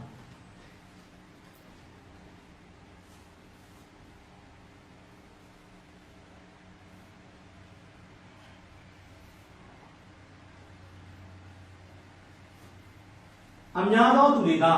ပြဿနာနဲ့ကြုံလာရင်နှုတ်ကပတ်တော်နဲ့ညီသလားမစဉ်းစားဘူးဘာပဲစဉ်းစားတယ်အလုပ်ဖြစ်နိုင်လားအလုပ်ဖြစ်သလားကျမ်းစာနဲ့ညီလားမညီလားခဏထားအရင်ဆုံးအလုပ်ဖြစ်ဖို့ကြီးကြီးတယ်ဒါတော့အခုဆုံးဖြတ်ပါနဲ့ဆုံးဖြတ်ပါဒီပြဿနာနဲ့ကြုံနေတယ်ဒီပြဿနာကိုနှုတ်ကပတ်တော်ကဘယ်လိုပြောထားလဲစဉ်းစားတော့ကိစ္စမရှိပါဘူးကွာလုံးလုံးစေရုံထွက်လို့ရရင်တော်ပြီအလုပ်ဖြစ်ဖို့ခရိယာဟာအလုပ်ဖြစ်သလားဆိုတာနဲ့အသက်မရှင်ရဘူးနှုတ်ကပတ်တော်နဲ့ညီသလားဆိုတော့ကျွန်တော်ကြားဘူးအမျိုးသားလေးယုံကြည်သူအမျိုးသမီးလေးယုံကြည်သူအပြီးတရားထောင်ထားတယ်သူတို့ရဲ့မိသားစုစီမံကိန်းမှာကလေးတရားထည့်ယူဖို့ကလေးတိုင်းလို့ရှိတယ်ဒါပေမဲ့ဘလို့ဖြစ်သွားလဲမတော်တဆဒုတိယပုံမရပါအလုပ်တဲ့နေချင်းတခြားယောက်ျားနဲ့မှားပြီးပုံမရတာလည်းမဟုတ်ဘူးကိုယ့်ယောက်ျားအရင်ခောက်ပေါက်နေတဲ့ပုံမရတာဘာလက်တဲ့နေချင်းကျန်းစာအတိုင်းဆိုဘာလုပ်ရမလဲမရဘူးတို့ဖြစ်စားတို့တော့ဘာမှကြိုက်လဲကလေးနောက်တစ်ယောက်ကျော်ပဲစုပုံချက်တော့စဉ်းစားဘောင်းကဲတော့ဘာကိုယူသွားတာလဲတို့ကအလုပ်ဖြစ်သလားဘာမှမကြည့်ဘူးက ကလေးဖြစ်ချတာချမ်းစာနဲ့ညီလားဆိုတော့ဘာမလုပ်လဲအချို့ရှိတယ်ဒီမှာလည်းကျွန်တော်ပြောမယ်နော်ကျွန်တော်စိတ်မဆိုးပါနဲ့အိမ်ကြောင်မပြည့်ပါသေးတဲ့လူရှိရင်လက်ချောင်းပေးပါကျွန်တော်စိတ်မဆိုးပါနဲ့အိမ်ကြောင်မပြည့်ပါသေးတဲ့လူဆရာလည်းဆောင်ရဟုတ်ပြီအိမ်ကြောင်ပြုဖို့အစီအစဉ်ရှိတယ်ဆိုရင်အသက်မကြီးခင်မှာမလုပ်နိုင်ဘူးမလုပ်နိုင်အစီအစဉ်ရှိရင်ပြောတာနော်မိသားစုစီမံကိန်းတွေပါရှိတာဟုတ်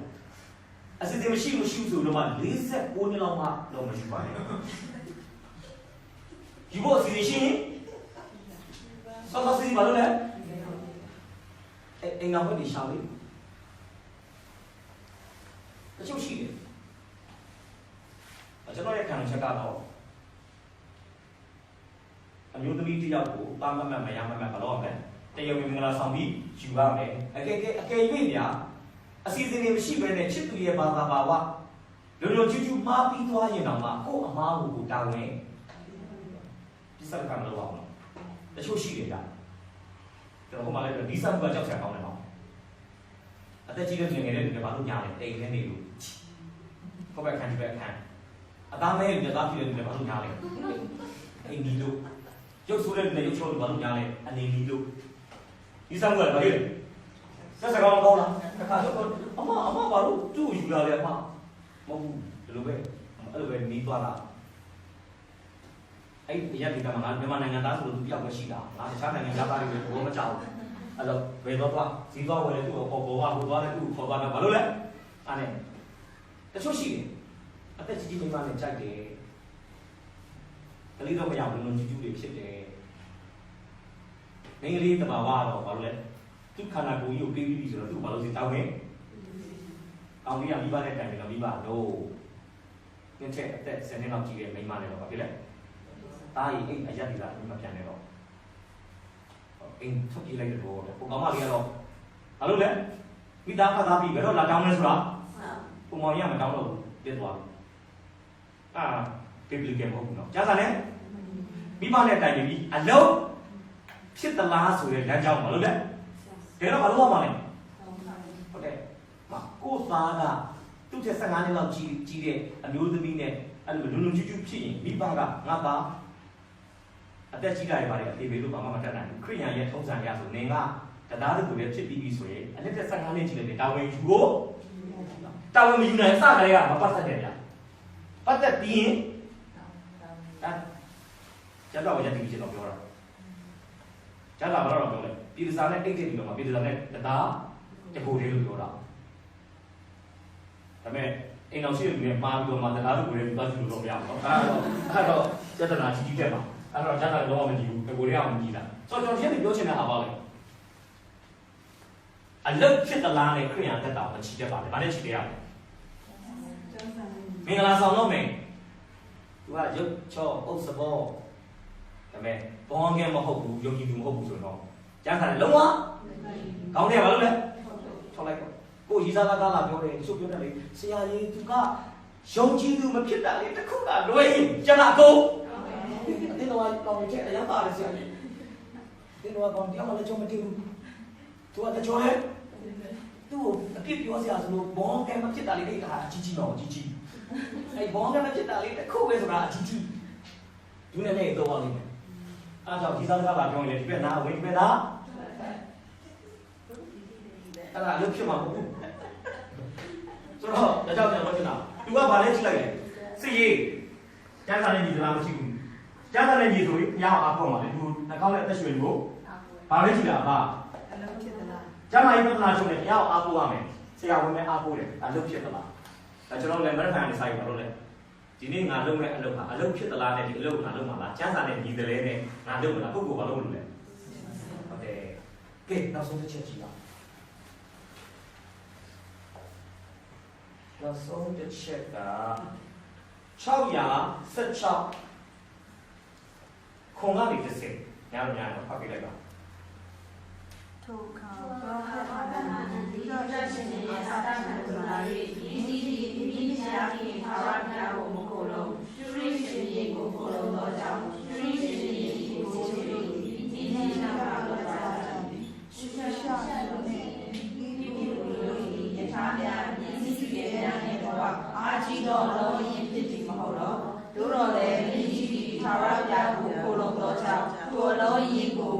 လက်တို့အနန္တော်မူပြီးထာဝရဘုရားသည်စုံလင်သောစေတစိတ်ရှိတော်သူတို့ဘက်၌ခိုင်ချစွာနေခြင်းကမင်းကြီးလုံးကိုနဲ့ညာရှိရှိရဲ့ရှိတော်မူပြီးဤအမှု၌မင်းကြီးသည်မိုက်စွာပြုပြီးယခုမှစ၍စစ်မှုရှိလိမ့်မည်ဟုဆို၏ထိုတို့ဆိုသောကြောင့်အာသကြီးပရောဖက်ကိုအမျက်ထွက်၍ထောင်ထဲမှလောင်ထား၏ထိုကာလ၌မိတူမိသားချို့တို့ကိုလည်းညင်းဆဲ၏အာသမင်းပြုတော်ဒါပြီး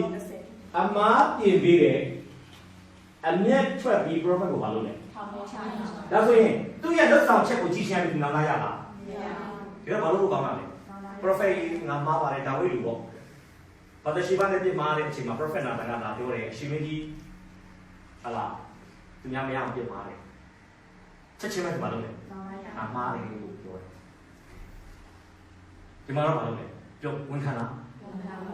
မင်းငါ့ကိုလာပြောရကောင်းလားဆိုတော့ဖြစ်တယ်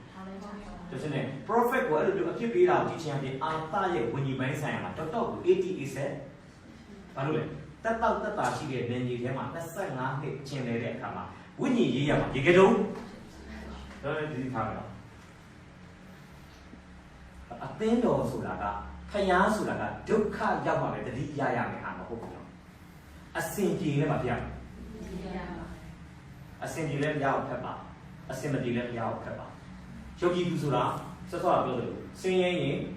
စင်ရဲတံမခံနိုင်လည်းမဖြစ်ရဘူးချမ်းသာတဲ့တံလည်းမခံနိုင်တာမဖြစ်ရဘူးစင်ရဲချင်းချမ်းသာခြင်းကိုဖျားနဲ့ဖက်ရမ်းပြီးရှင်ပေါ်လို့လေအရရလိုက်ရှိတော့အရရလိုက်ငါသင်ပြီးပြီဝါဆောဝေးလူဆောဝေးရတာရှိတယ်အဝိချီစီရှိတာရှိတယ်ဘောဝနေနေစားတာရှိတယ်မွတ်တိတ်တာရှိတယ်စင်ရဲတာရှိတယ်ချမ်းသာတာရှိတယ်လည်းကိစ္စမရှိဘူးလေအရောက်ရဲတဲ့စိတ်ရှိဖို့ငါသင်ပြီးပြီလို့ပြောတာဒါကြောင့်ချမ်းသာတာအပြည့်ဖို့စင်ရဲတာအပြည့်ဖို့ချမ်းသာခြင်းစင်ရဲခြင်းထဲမှာဘုရားကိုပေးတာအပြည့်လို့ကျွန်တော်ပြောချင်ပါတယ်ဒါကြောင့်ဒီကုန်းချုံမယ်ဆိုရင်သာဝရဘုရားကိုစွန့်ပစ်တဲ့လက္ခဏာဒီမှာသုံးခုတွေ့ရပါတယ်ဘုရားကိုပူဇော်မယ်အစားကိုဉာဏ်ကိုအပြီးပြုခြင်းသည်ဘုရားကိုစွန့်ပစ်တဲ့လက္ခဏာဖြစ်ပါတယ်ကျမ်းစာနဲ့မညီညွတ်သောအလုပ်များကိုလှုပ်ဆောင်ခြင်းသည်ဘုရားကိုစွန့်ပစ်ခြင်းလက္ခဏာဖြစ်ပါတယ်အမှားပြင်ပေးတာကိုလက်မခံခြင်းညှဉ်းဆန်ခြင်းသည်ဘုရားကိုဘာလို့လဲဒါကြောင့်ကျွန်တော်တို့ရဲ့လာမယ့်အနာဂတ်တက်တာမှာဒီတက်တာရှိခြင်းချောင်းကျွန်တော်ဒီဝิญဉ်ပိုင်းဆိုင်ရာအခန်းကဏ္ဍတွေကိုတစ်ဖြည်းဖြည်းနဲ့အသက်တာထဲမှာနိုင်ရမပေးမိလျော့တိတ်လူရှိခြင်းအဖြစ်တကယ်သိရှင်ရေးကိစ္စတွေနဲ့ဂျုံလာတဲ့အခါမှာတက္ကနာတွေကိုဝิญဉ်ပိုင်းဆိုင်ရာအရာမကိုင်တွယ်ပေးနဲ့ကိုယ့်ရဲ့ဉာဏ်နဲ့ကိုယ့်ရဲ့အတွေ့အကြုံတွေနဲ့ကိုင်တွယ်ပဲဆိုရင်အာသကဲကိုကျွန်တော်တို့ဇတ်သိမ်းမလာနိုင်ဘူးဆိုတော့ဒီနေ့ပတ်တော့အဖြစ်တိုက်တွန်းပေးမှချင်ပါတယ်ဒါကြောင့်တက်တာဒီမှာသာဝရဘုရားကိုစွန့်ပစ်တော်သူများပုတ်ပေးနဲ့သာဝရဘုရားကိုမျက်မှောက်ပြုရှာဖွေတော်သူများဖြစ်သွားလာဖို့ဘက်ကတော့အဖြစ်တိုက်တွန်းအားပေးချင်ပါတယ်ကြောက်တိုင်းမှာပြန်ရှင်ကောင်းပေးပါစေဟုတ်